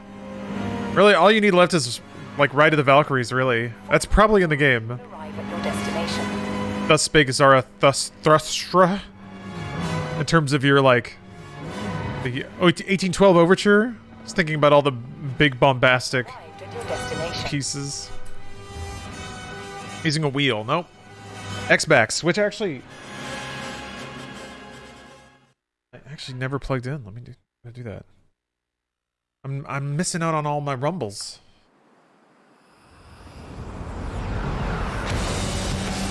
Oh, jeez, give me a minute. Chill. I have a vehicle, but no guide. Beep. Okay. Oh, in the Hall of Mountain King? Yeah. That's a good one. Tell me, have you ever seen an active volcano up close? Meet me at the top of the mountain. You don't want to miss this. You're right, this isn't classical, but it's a narrative experience, so I'm gonna let them pick. Oh! Whoa! That was well timed. What was that? That's nothing. What was that? Tremor. The RS200 suspension can handle it, no problem.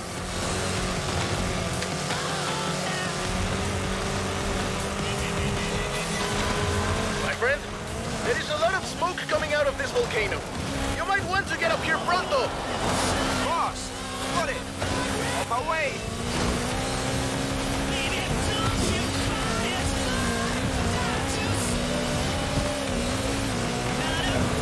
Hey, Ramiro, the festival operations team are tracking some activity around the volcano. That wouldn't happen to be exactly where you're taking my superstar driver, would it? Está bien, Haley. This is really only a small eruption. Nothing to worry about. Fine. Just remember we have an outpost to set up, yeah? Isn't this incredible? The volcano has never been like this before, but it's waking up for Horizon!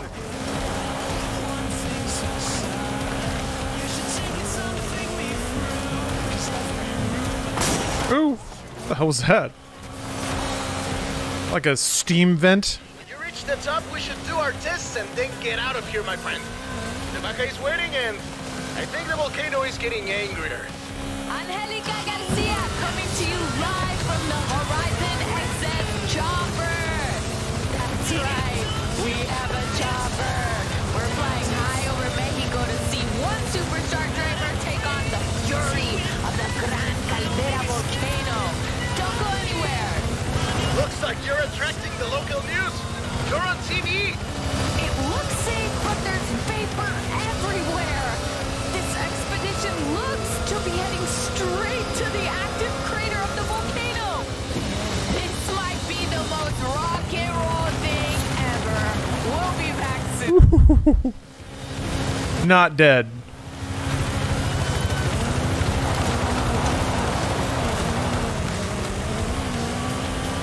Remy, did they say anything about steam vents? See? Believe it or not, they said opening them, say with a No! Yeah, this is so rock and roll, isn't it? Don't you guys feel like this is just... the geothermal energy. God damn it. It's like, my car is off the wheels, so I can't turn. I just keep wobbling and heading towards it. There we go. Superstar, don't let the Gran Caldera defeat you. Horizon Excess is cheering you on.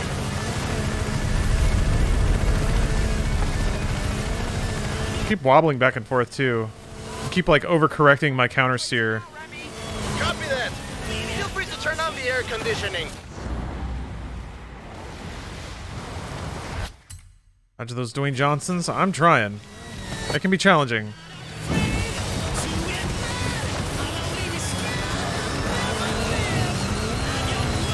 Kind of always bouncing, so it's a little hard to steer with intent.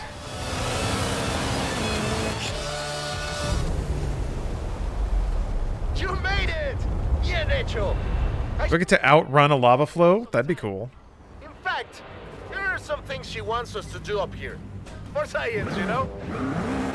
For science. God. Some kind of oh, there it is. Oh wait, no, this is Mars again. I was gonna say though, this stuff kind of reminds me of some of the open world Tony Hawk games, where it's like you do this stuff and then it's like, all right, go find some stuff. Go play. Go explore. Yep. Should be enough water in the cap for a sample. Excuse me, pilot. Mind if we take a detour on the way? I swear I saw some kind of barn or something out there. Mars and the volcano. Perfect. That is actually perfect, isn't it, Luminous?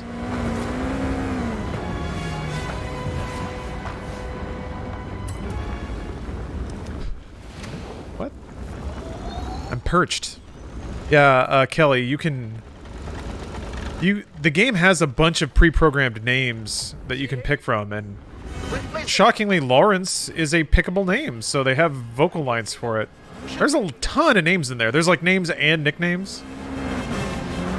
I think these are the vents you have to hit. Yeah.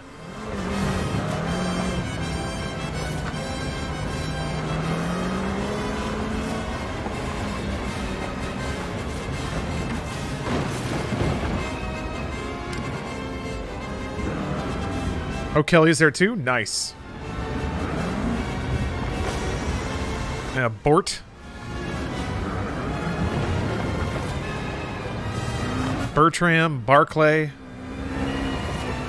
Come along, Bort. Man, what a good bit. Just perfect jokes. Excuse me, were you talking to me? Fast and Furious Mars? Yeah, it's a sneak peek.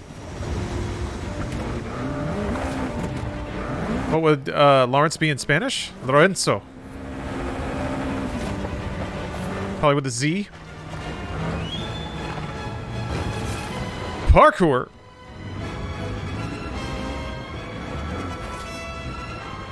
There you are.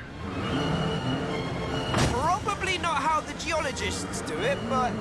Hey! Science is problem solving!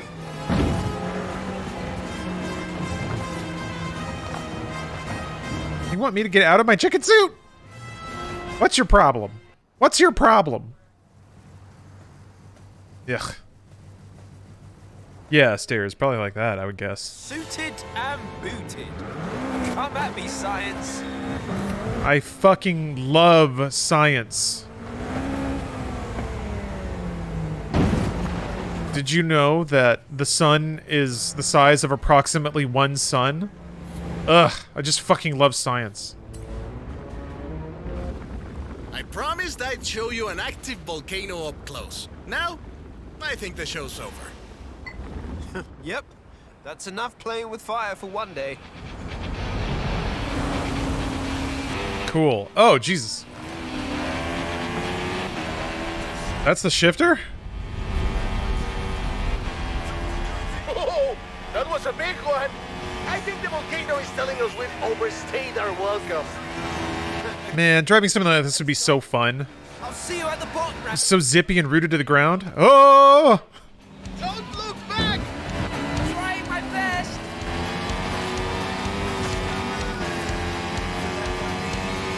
And like in the tightest roll cage, so you're just strapped the hell in.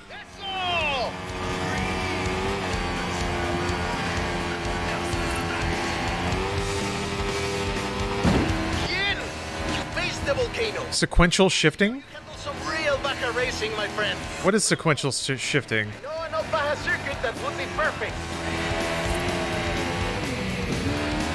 I didn't plan on us entering a race already, but here goes nothing.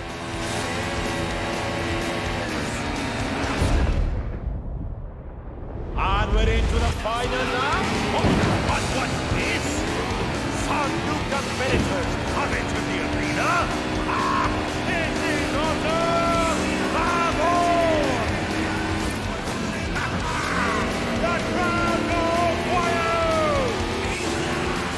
Legendary Baja racing, my friend. We've never seen anything like this.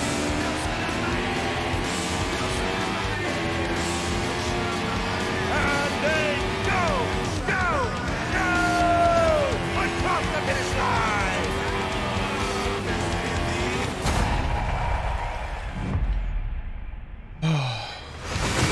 Sequential means you just pull the lever to shift, not like an H pattern or a shifter in normal cars. Oh, okay. Alright. You just go up or down.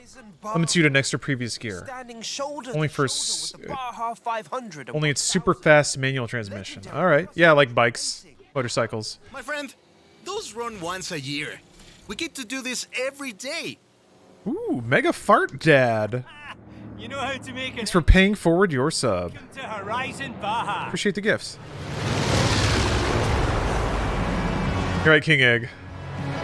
I'm still granny shifting and not double clutching like I should. Right. Does this game have clutch support? What do you think of the place? This will be the destination for cross-country racing. You in? Oh, it does. Wow. I guess you can't really release like a fully featured car game without that. If you were to do that on a controller, how could you even? Do you have to have pedals for that? So I will see you out there. What's up, Andrew? How you doing? Ooh, look at the cactus fence. Cross country. That sounds fun. That sounds fun. Clutch support is the only way to use launch control in this game. Oh yeah, I got to dick around with that. Steph. Hey, Lawrence. Attendance has already skyrocketed at Horizon Baja.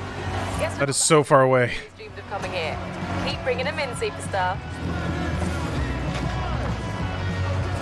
Steph paid for me to do this like Porsche driving experience thing and got to do launch control.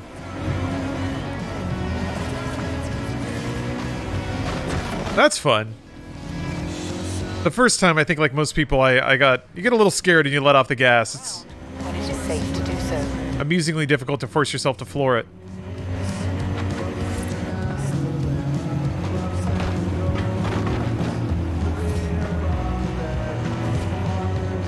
This is so pathetic. Eek.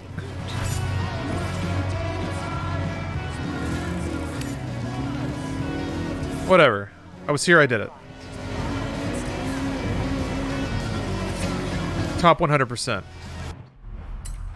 I'd love to drive sports cars. It's really fun. It's really, really fun.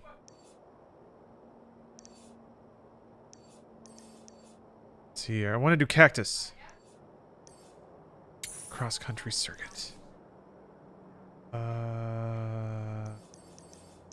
Wait. Cactus. continually considered a career in stunt driving, but it takes a lot of money to get into it. Yeah? Turn around. Yeah, I guess I'm not sure how you would... There's got to be schools for that sort of thing, but yeah. That would cost money. I can't imagine you're expected to bring your own car if you're going to be a driver, but... Gotta go to stunt school? So yeah, you do, actually. That much I know. The person... Some of the people... Well, excuse me. Let me start over. One person that was in the class that I went... Was in my class when I went to stunt school. Was previously a stunt driver, but was training to do physical stunts, too. Wait, that's a speed camera. 400 yards. Turn right. But yeah, they were mostly doing non-union stunt work. So I think he was trying to be like, yeah, if I take physical and then start doing physical stunts, it's easier to get unionized.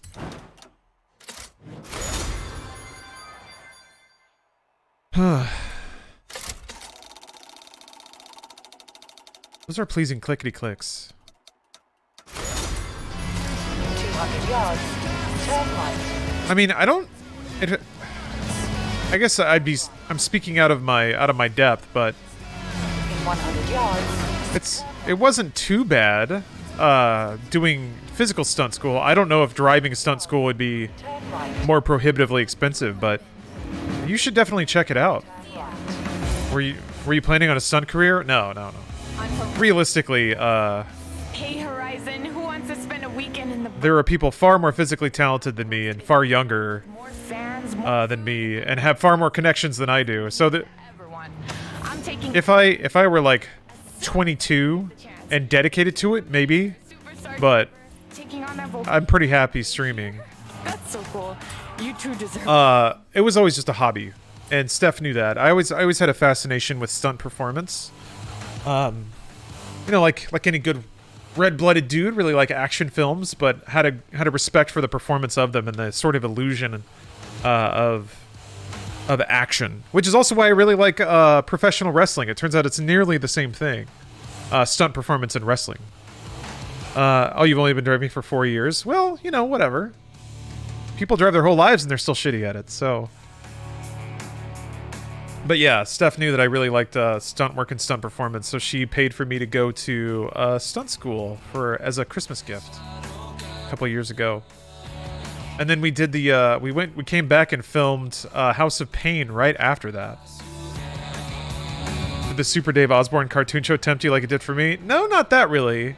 For me, it was Hong Kong action. It was Jackie Chan and Donnie Yen. The shit they did was so much cooler. Like the whole like doing jumps and high falls and stuff like that. That is more like practical Western stunt work. How dangerous were the stunts you did? Well, we did what's considered a high fall, which is more than 30 feet. That's the sort of shot if you want to like have somebody falling off a building or something and you catch somebody in free fall. And then they fall out of frame onto a crash pad. So that was the most dangerous one because it could straight up kill you if you did it wrong.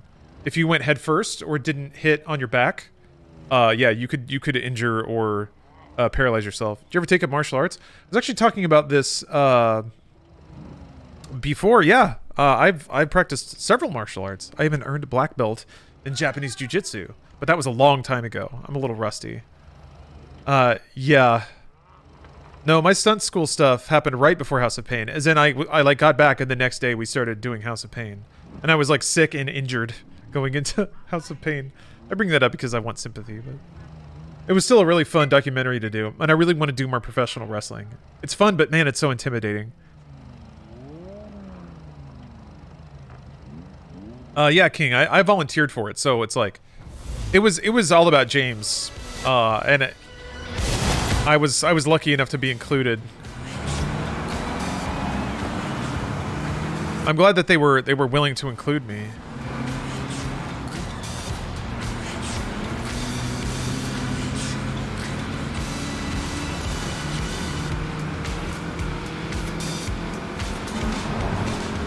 Ice machine might be back to life, yeah?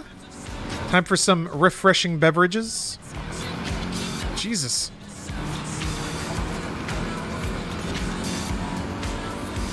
This race is crazy. Okay, I'm gonna have to figure this out. James had actual skills, though? Yeah. Watch the documentary. He straight up does all that shit. I mean, he had done backyard wrestling when he was a kid, so he had already put some time into learning that stuff.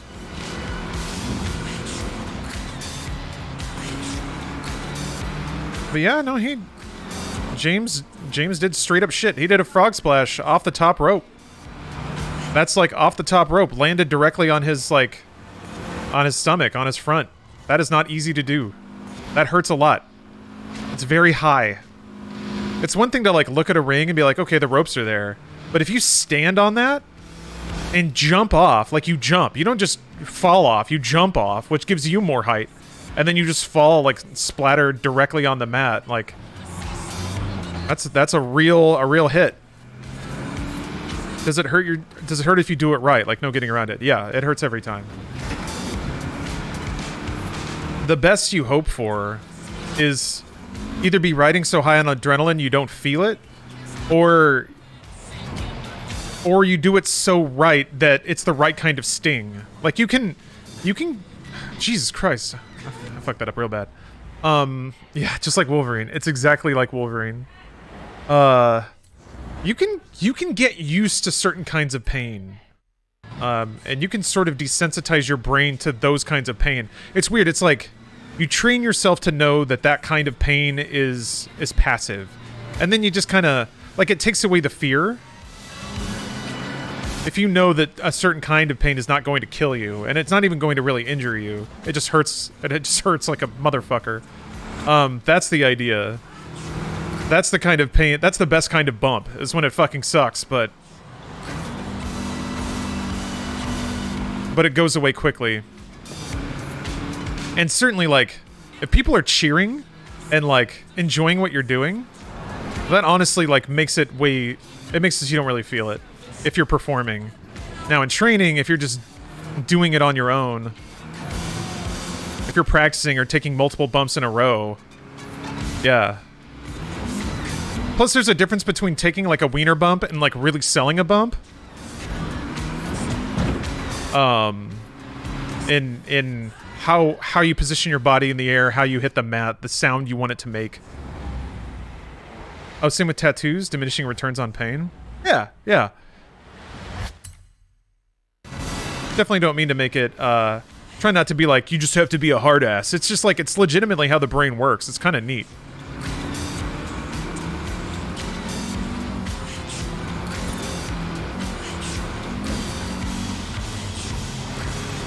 I mean, that's the deal with stunt work too. The illusion of film is that an action hero can get exploded and then get up and dust themselves off and keep going, even if they have cosmetic injury or whatever. But in reality, there's a reason that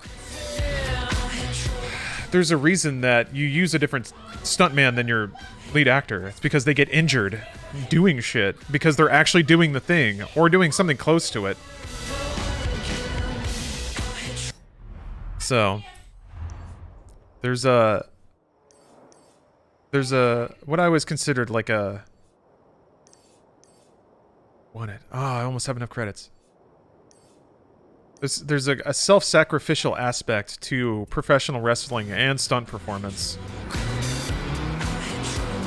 And ballet. This is something this was one of my big takeaways from John Wick 3.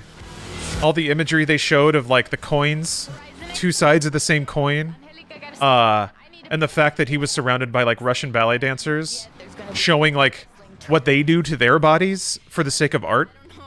That's I thought the point that they were making there is that, like very dedicated dancers, stunt performers legitimately put themselves in harm's way and sacrifice their bodies for the sake of art, expression. That's what John Wick is all about, Jesus. Stunt work needs to be included in award shows. It does. It's ridiculous that stunt work has become such a focal point and marketing aspect of film, and it's still kind of not treated as like an equal performance aspect. But it's changing slowly. Tarantino's had a lot to do with. Well, I guess I can't comment on Tarantino's influence in the cinema scene, but certainly his films have put a highlight on stunt performers and stunt coordinators. Segueing to the importance of unions and how all WWE stars are contractors and not entitled to company benefits. Yeah, that's when it gets real sad. Like, you think about your Rocky archetypes, the sadness of like, hey, can't sing or dance. Like, the fact that somebody can grind their body down, which is a non-renewable resource, and still be given zero safety net for it, is really, really upsetting.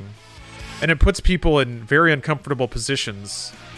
It was like the third or fourth night into House of Pain doc. So I had done stunt training, which was a lot of falling, and then into House of Pain, which was a lot more falling. Just kind of just shock, just landing on the ground a lot.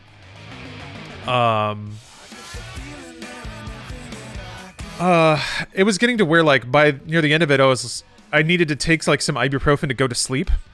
And then I thought, like, it kind of snapped more into clarity for me.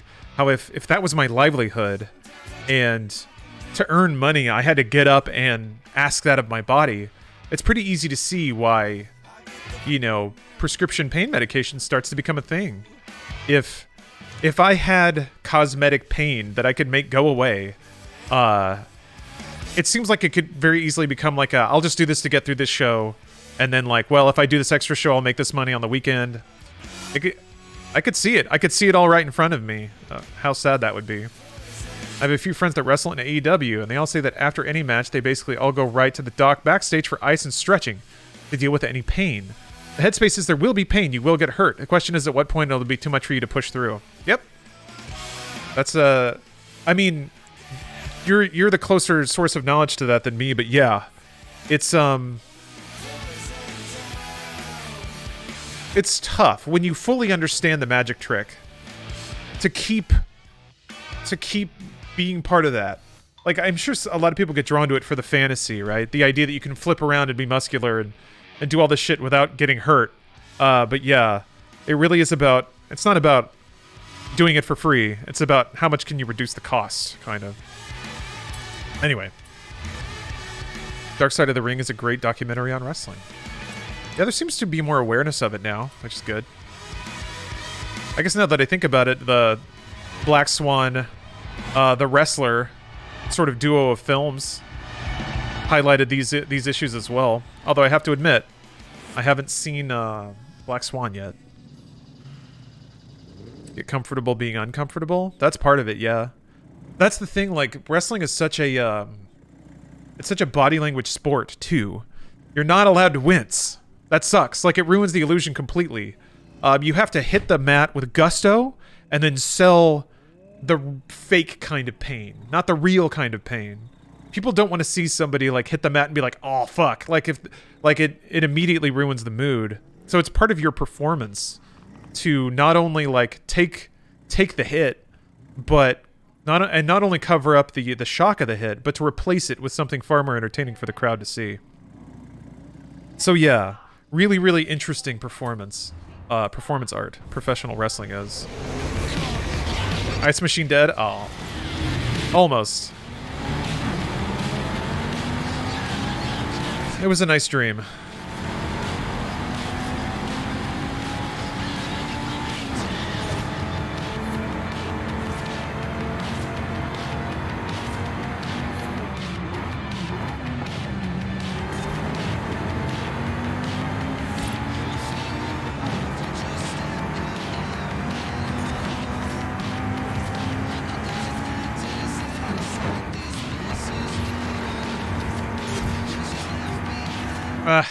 There was a checkpoint there. Oh, wow, okay. Alright. Okay. Brian Danielson put it perfectly. Sometimes it doesn't hurt and you have to act like it's killing. Sometimes it's killing and you have to act like it doesn't hurt at all. All while no selling one of those ghost pepper chips. Yeah. I don't know. I'm not good enough to do that yet. I don't know that I ever will be. Okay, that worked.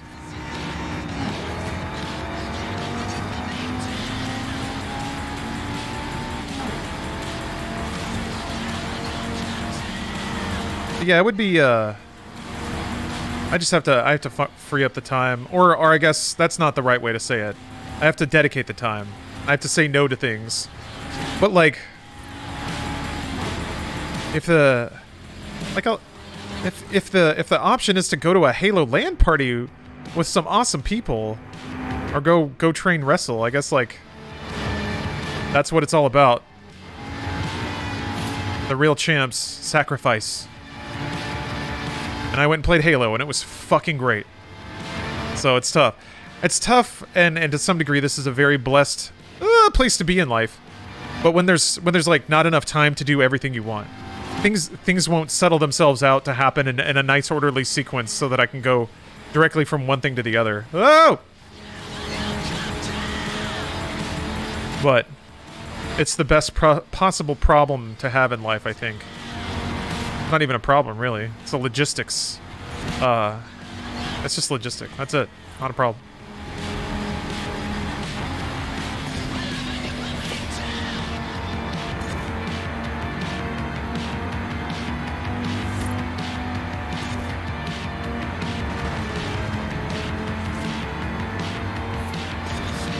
Ooh!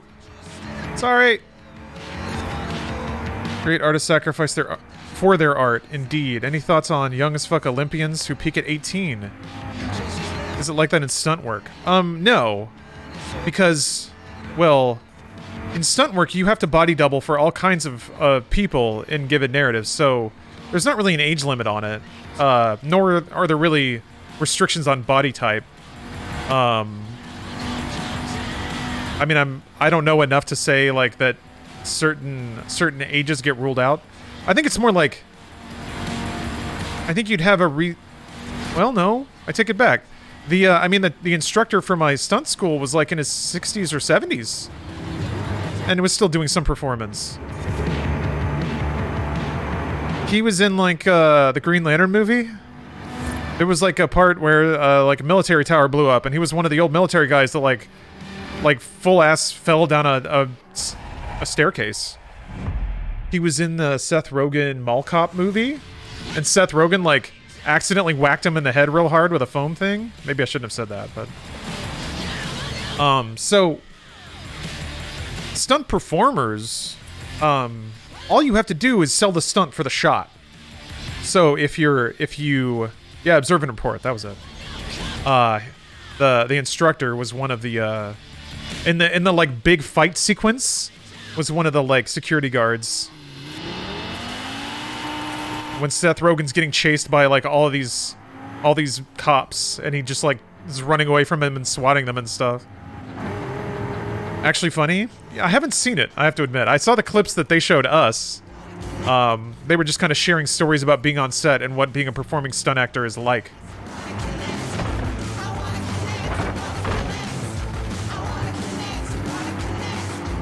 There was I mean, one of the other instructors was a woman in her, I want to say like maybe late 40s, early 50s, and she was still getting booked and stuff like that too. So it's just about if you can fulfill the needs of the scene. You don't have to be like widely. You just have to do the shot. You know, that's all a director wants. Just give me the shot and don't get hurt. Show up, give me the shot, eat some crafty and leave. That's kind of it.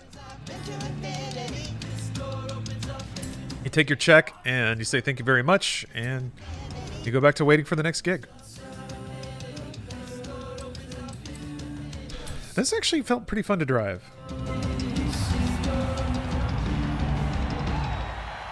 Much respect to Tom Cruise for doing his own stunts, or was I lied to? No, I'm pretty sure he does his own stunts.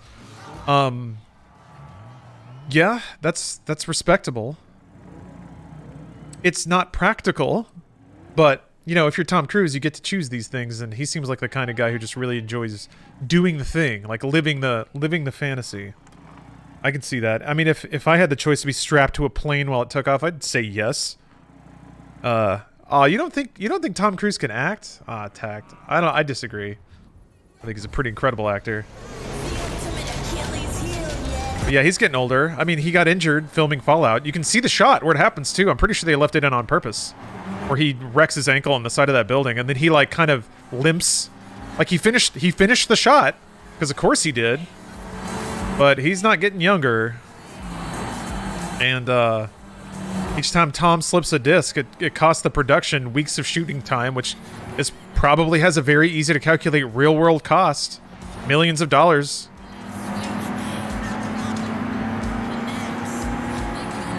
But that's part of the narrative of those films, though, so that's part of the marketing, really.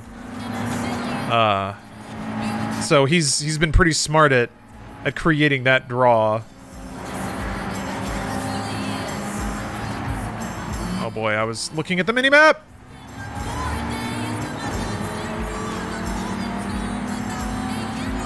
Imagine the insurance, yeah.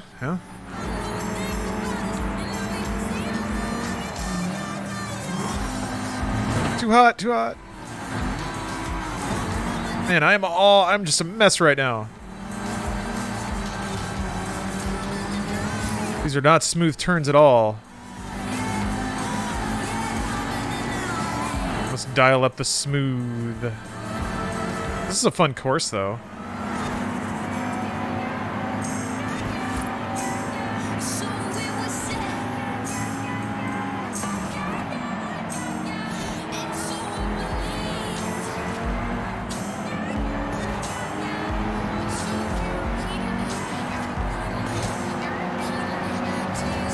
How's that for smooth?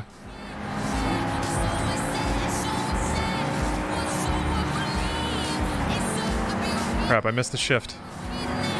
That's a bad time to miss a shift.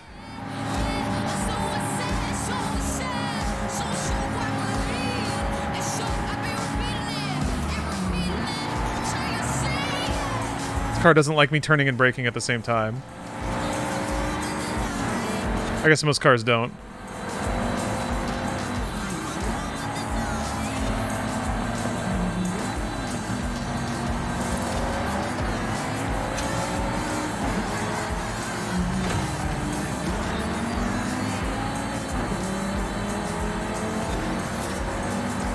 I like how I get ultimate clean racing after I just caved in the back of somebody's car. What does that even mean?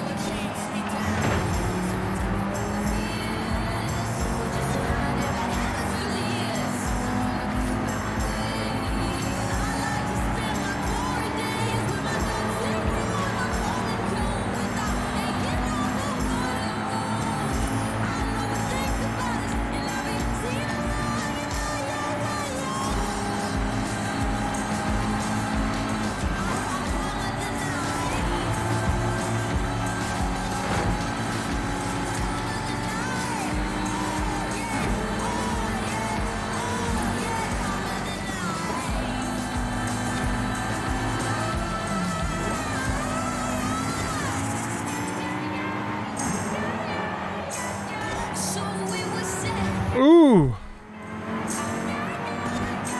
That was a close one. Woo! This is the sequel to Blue Shift, yes! Every time I'm behind the wheel of a car, I am recreating the epic sequel to Blue Shift.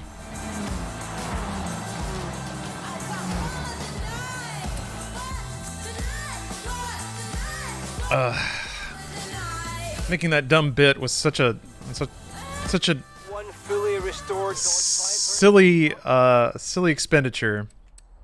I feel so bad because when we recorded it,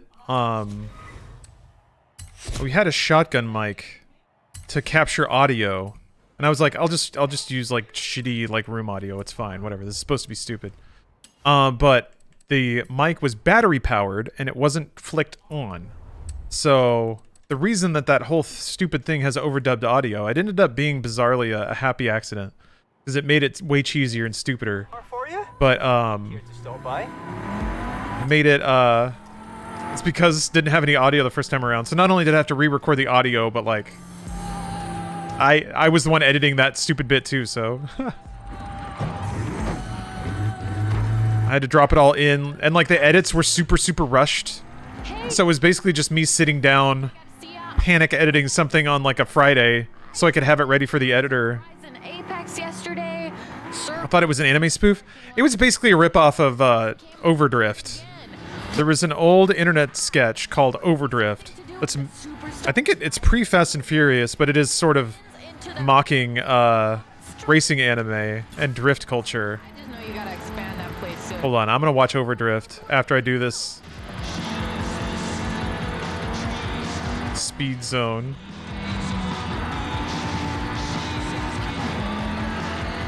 You're gonna lose respect for me when I show you this because it's going to be obvious how much I stole the tone. I'm a pretty firm believer sometimes in like if you do something and then inject enough of your own stupidity into it, it kind of becomes something different. But some people in the comments were citing Overdrift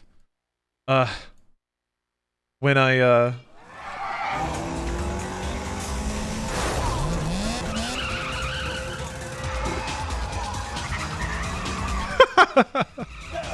Go! They're on the last curve. Your boy's behind. There's no way Duke will move.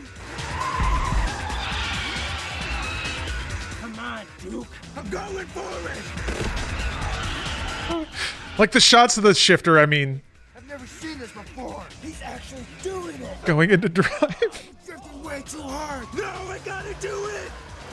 Ah! Duke, no, you're crazy. He's going into overdrift.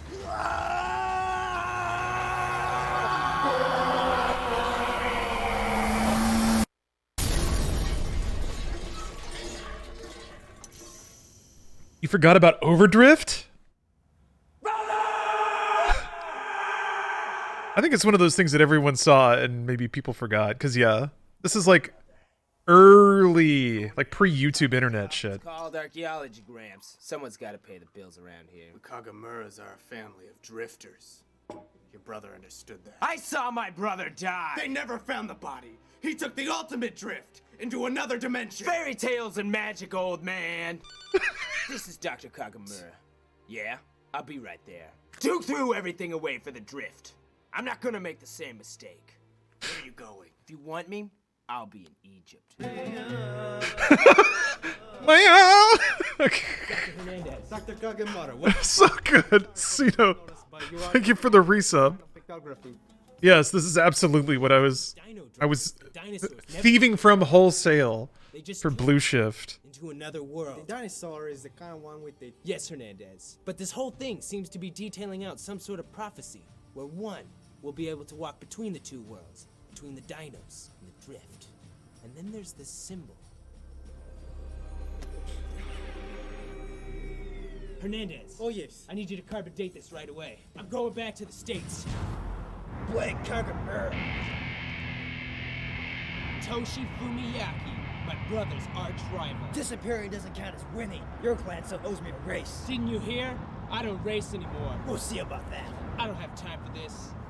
Your brother would never turn out a challenge. Good.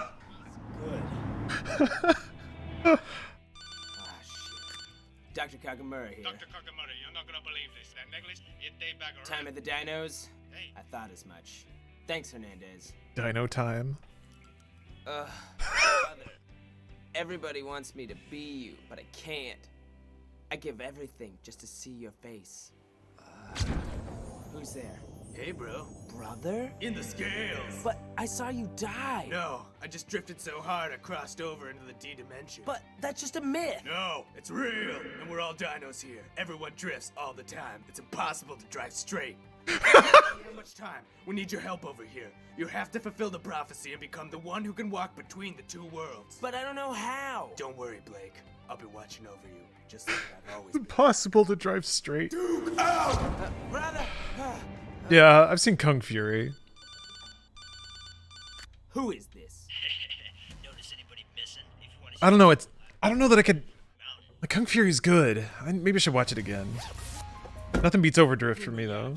About time you showed up. Where's Gramps? Gramps! See you at the top of the hill. Let's drift. Uh-oh. You'll never be as good as your brother. Better not lay a finger on my Gramps. Let's do this.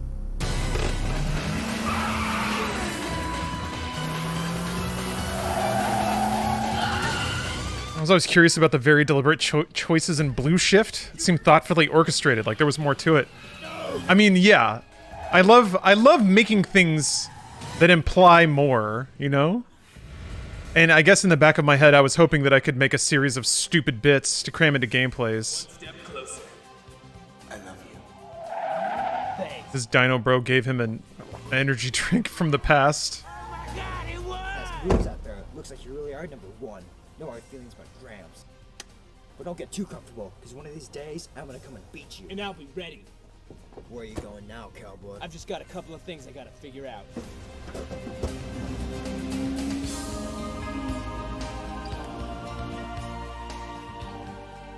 You saw Duke, didn't you? So many unanswered questions. I don't know about this prophecy, but I'm not gonna stop until I find out what really happened to my brother. So what do you plan to do about it? I'm gonna drift. I think so the Dynamite closing line, "I'm gonna drift," is incredible, and I'm pretty sure I think my ripoff of that was that I gotta race. I think. So, yeah. As you... Jeez. Still think Blue Shift is the superior movie? Yeah, let's see here. I mean, that was nearly identical, right? There was a big brother and a little brother. Yeah, it was the same thing, exact same plot. He drifted into the he blue shifted. And then to find him, little brother had to go out and race to find the blue shift. I mean, it's the exact same thing. Complete ripoff, really.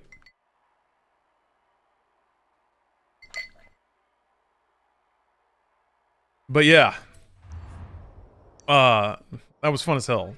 I love doing shit like that. The problem is, and maybe I think a little too far ahead of myself on this, but how did you plan bits like that? As you did gameplay, did you come up with the idea then pitch it? There wasn't a whole lot of pitching to be done because that was let's see here, that was a demo disc and I was the producer on it. So since I was the producer, I kind of got to say, hey, we're gonna do this. This seems like a cool idea. So from there, it was just me going around to people and asking if they had time and sort of getting people's buy-in or being like, yeah, I can shoot something. And then I would like kind of raid the clothes rack and pick out stupid props for people. And so I think I typed up a really stupid script. It took me like I think I did it over lunch or something. And then yeah, just kind of handed people their lines. And I'm like, you'll have 3 lines. It's not that hard. Or 2 lines even. And each line was like 1 sentence. So it was super fast. The only problem was not having the mic on and having to ask people to re-record their dialogue so that I could dub it over. That's the rub right there. I frequently bit off a lot more than I needed to with pretty much everything I worked on. Which made me really happy, and I really like the process of like trying to do a lot and over-delivering for the audience. But when you come up with an idea to shoot a bit, and that involves a lot of other people's time, and the editor has to work that in, and they're waiting on you to deliver assets, like that's when it's not the best idea. There's an interesting thing that happens when you're on a team, and oh, that was terrifying. And the ambition that you choose, oh wow, you have to land it. The ambition that you choose to bite off costs other people effort. Yeah, that's kind of an issue. So in that regard, I probably should have pitched more ideas or been more collaborative about them. I started to catch on to that near the end of my tenure there. Much more like much more planning at the front part of a production, much more discussion of allocating resources beforehand. I don't know, I think on my feet pretty well, and I don't mind being in that situation, but it is unfair to ask other people to operate that way as well.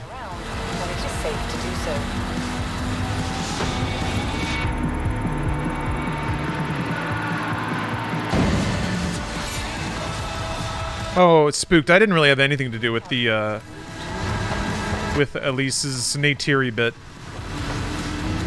400 yards. Turn left. Did you have to learn German before your performance in Krautscape? No, it was mostly Omar. Turn sharp left. I think we shouted German gibberish, trying to make sure that it didn't sound too much like a slur or anything. That was another fuck up of mine.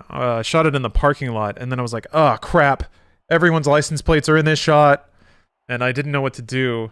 And I was like, maybe it doesn't matter, maybe it does. But I couldn't, like, my hands are like, I didn't want to, like, I didn't go around and ask all the editors if they were cool with their license plates being shown, so I had to ask Dan to blur them all because I was already slammed with other work and I felt really bad about that. That's one of those things where, yeah, a lack of foresight on my part cost somebody else time and effort. That's working on a team. That's how you do big stuff.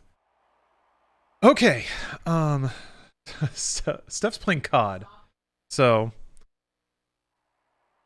she's sometimes COD can get one a little worked up. I'm actually surprised y'all could hear it. So let's see. Ooh, another cross country. Ooh.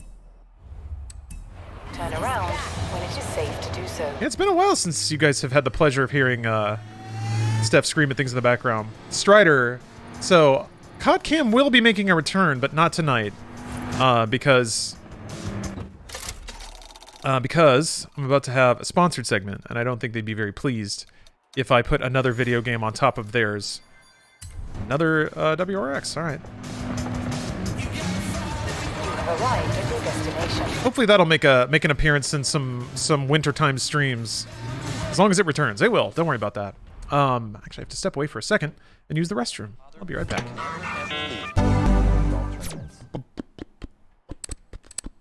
That was weird. Why are you jumping around? Why did I do that? Why did I do that? Why did I do that? You're watching that? Don't worry. I'll be back later. MediaTek is never far. It's just a little hydration away, really.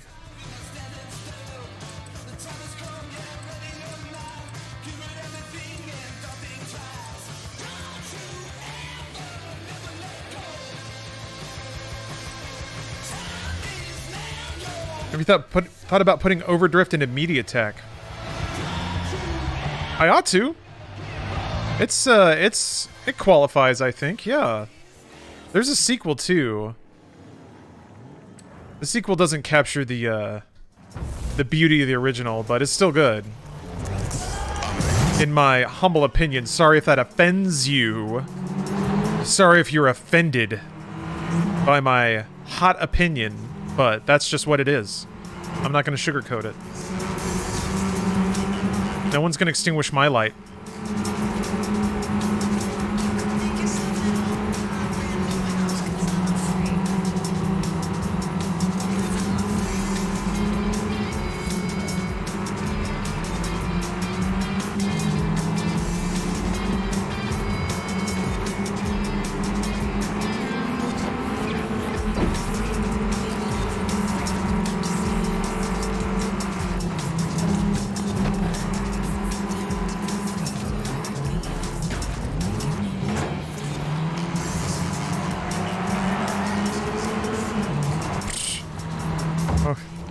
Why not? Oh, we gotta go over here?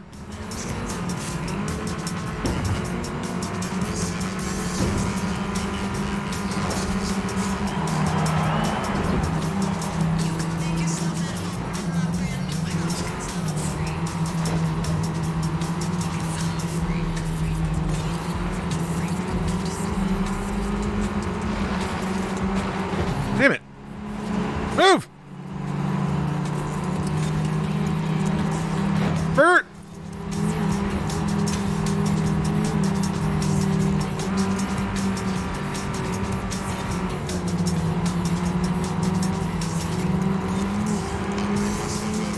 Come here, sweet spool.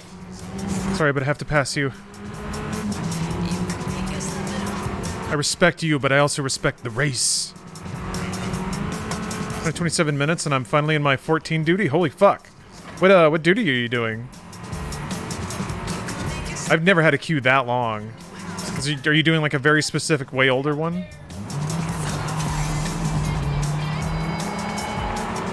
What's up, chilling in a sweatshirt?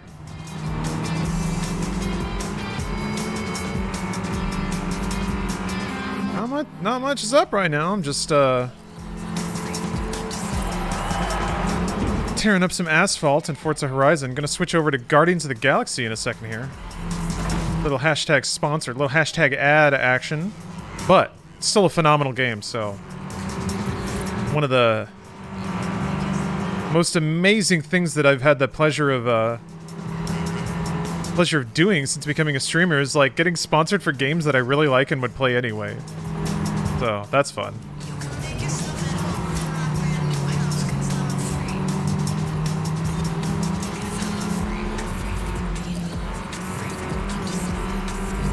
Watch Bruce play it? Look meh? You think so? I really like it. But may not be your kind of game. May not be your kind of game.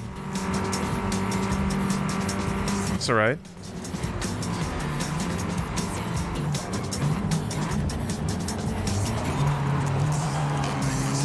Man. I'm sure it's stylish to turn that way, but it's awfully inefficient. Oh, that was just the first couple of hours? Yeah, it layers on more gameplay stuff as the game goes on. There's kind of more interesting one-on-one conversations and stuff. All the characters are pretty loud about their personalities at the beginning, but luckily that doesn't last super long. Like, in the opening, all the characters kind of introduce themselves and they say very much like, I am this kind of character, is essentially how they kind of do it. I've played games where that's all the dialogue is, where like every scene, they feel like they have to remind everyone of the like emblematic personality types of every character, and it's not like that, thank God. What game are we talking about? Guardians of the Galaxy, which I'll be switching to in a moment here. Memphis Suga? I intend to keep up the great work. Is there a lot of lore? Actually, yeah. There's a good amount. It's fun to see that side of the sort of cosmic layer of Marvel, because there's a like it goes into some different. It tackles stuff a bit differently than the movies do, but it's still really cool. I like it. Will they drop DLC for that? Oh yeah. And it's got some decent decision stuff that really I think would make a second playthrough worth doing, especially if you just like playing the game. I'm gonna hit this board. I'm gonna smash it. And you're listening to Horizon XS.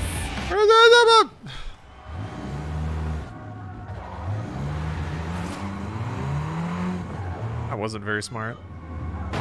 Hey, it's on the roof, isn't it? Oh, wait, there it is. So ready for Elden Ring to drop? Yeah? I'm excited. Could use some more bosses. Use some more wacky characters. A lot of people say they prefer the game's characters over the movies. Really? It was, you know what? It's like, I had that beat where I was like, it's not the movie. They don't look like the movie, but eventually the writing and the performance do a really good job establishing those characters, I think. So yeah, it kind of faded away. That never went away with, like, Marvel's Avengers. I was always like, these characters just don't look... They certainly haven't carved out their own space in my heart.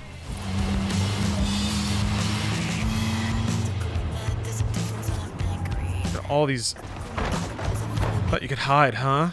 Oh, I need to take a photo at night.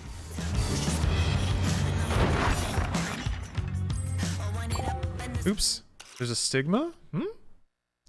To what?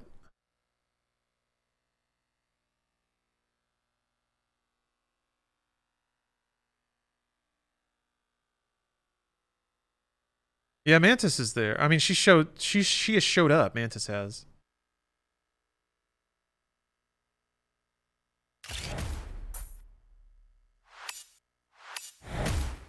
Hell yeah.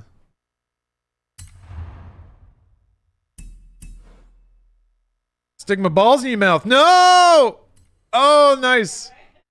Very nice, Joe. Gotta give a little clap for that one. Thank you. Yeah, that's a got him for sure. Shut the stream down. Shut it down. Pull the plug.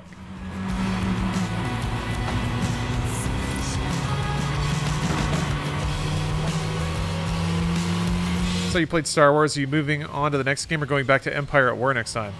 Well, it wasn't Empire at War. It was Galactic Battlegrounds. And yes, I'm going back to it. That's number 2.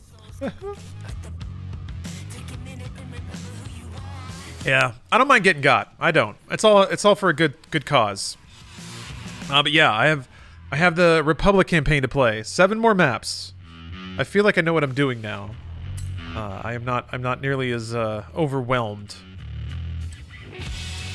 I wouldn't say yet that I'm fully enjoying it. Like, there are parts, like the maps are starting to settle into a bit of a flow, and there are parts of it that are fun.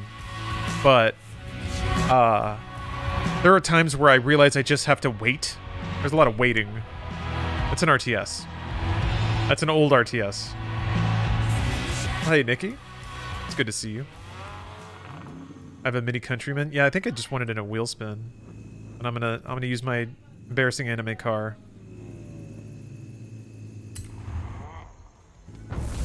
Popped in yesterday and it seems like you weren't having fun. I'm glad you got some fun out of it. Yeah. Selectively. There were moments of frustration in that game, for certain. I am making myself better prepared for them as time goes on.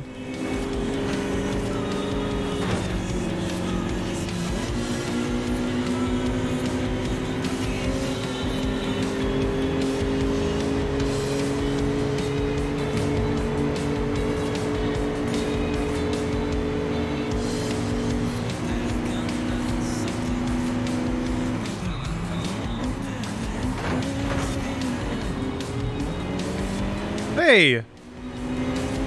Well, that's a Hulk car. It's not the, like, Scion from Fast and Furious, but...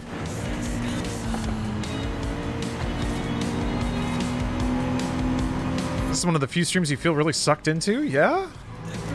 I'm glad to hear it works for you. The stream doesn't have to be for everybody, but I'm glad it's for some people.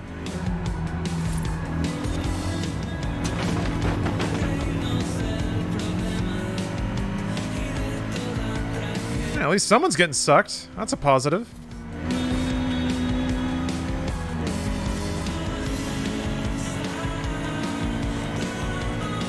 That means the world's in a better place than it was before. Oh, little bump, little bump.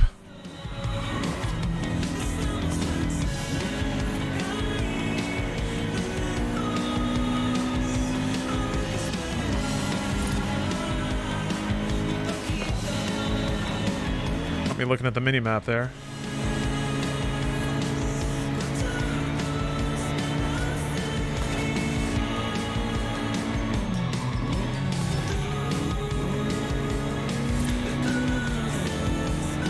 Now this reminds me of like PS2 era racing games. You want to talk Initial D? It's doing corners on an extreme up or down hills.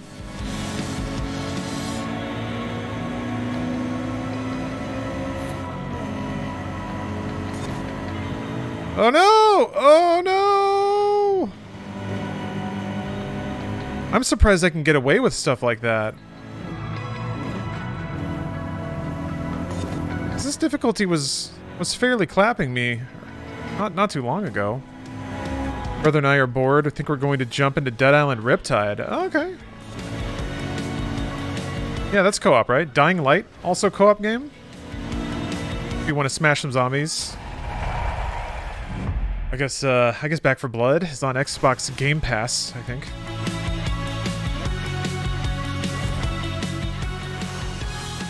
The StarCraft Brood War community is losing their mind over the new maps having Yukon chokes over the standard Queen's Gambit style chokes. Thoughts? I know you like Brood War. I have to admit, I don't know the difference between those chokes. Are you talking about, like, ways in which the map creates defensible chokes around your base. Sometimes I miss being underground. Oh no, I got hit! You can't choke on these nuts! Damn! Very good, very good, very good. I was like, how the fuck do you have a choke in chess? Related to a Netflix show.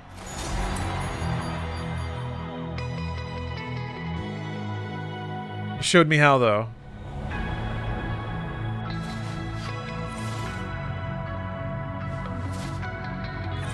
Hey, Lawrence. I just got a notification. Ready to pick an adventure. I am forever a student of the Gotham. It has so much to teach me. Harder difficulties in this game are nothing at low-class cars. A-class and higher, the higher the difficulties get rough. Showcase I've always wanted to do. See you there. You know what, Yasha? I was basically saying that exact thing. Is that for some reason, the slower the car is, the easier the race is. Because I guess it just takes less finesse. It feels like when the speeds are lower, mistakes aren't amplified. It's kind of how it feels. On GTA stream, I got him with a Yukon. It's okay. Hey, if I get Gothamed, then everyone in the world has a better time. So what? The more the better, right? That's kind of about AI cheating at higher difficulties and PIs. Huh. What's a PI? Go into the settings, you can make the car drive itself? What, really? You'll be going 300 and a car will fly past you at 350. Jeez. So yeah, they rubber band him a little bit, give him a little juice. When I race with my friends, I always pick A-class because you get a massive head start and it's impossible for them to keep up. Oh, it's the performance index. Got it. Thank you very much. Cars cheat on unbeatable. It's been tested. Ah, well, it's called unbeatable. So they're not lying, right? Okay, I'm going to step away for a second. I'm going to change up the game here. We're going to play a little Guardians of the Galaxy. I'll either start from the... I feel like if you've seen the game in a stream before, you've probably seen the beginning of the game. Somebody was kind of mentioning that before. So I do have a save file that's much further into the game. But I'll let you guys decide if you want to see it from the beginning or you want to see it from deep into the game. Because it is a story-based game. If you're thinking about getting it, first of all, you should use the hashtag sponsored link in chat with the Guardians command or the Flark command. But if you're thinking about getting it, you probably wouldn't want to see something 2/3 of the way through. So anyway, there's your pitch. Think about that. I'm going to step away for I think I said it to somebody just used it, so so there's a bit of a cooldown on it. But all right, I'm going to step away for a second. I'm going to eat a snack. Then we'll spend some time with a group of dramatic misfits in space. So, I'll be back in a second. See you guys soon.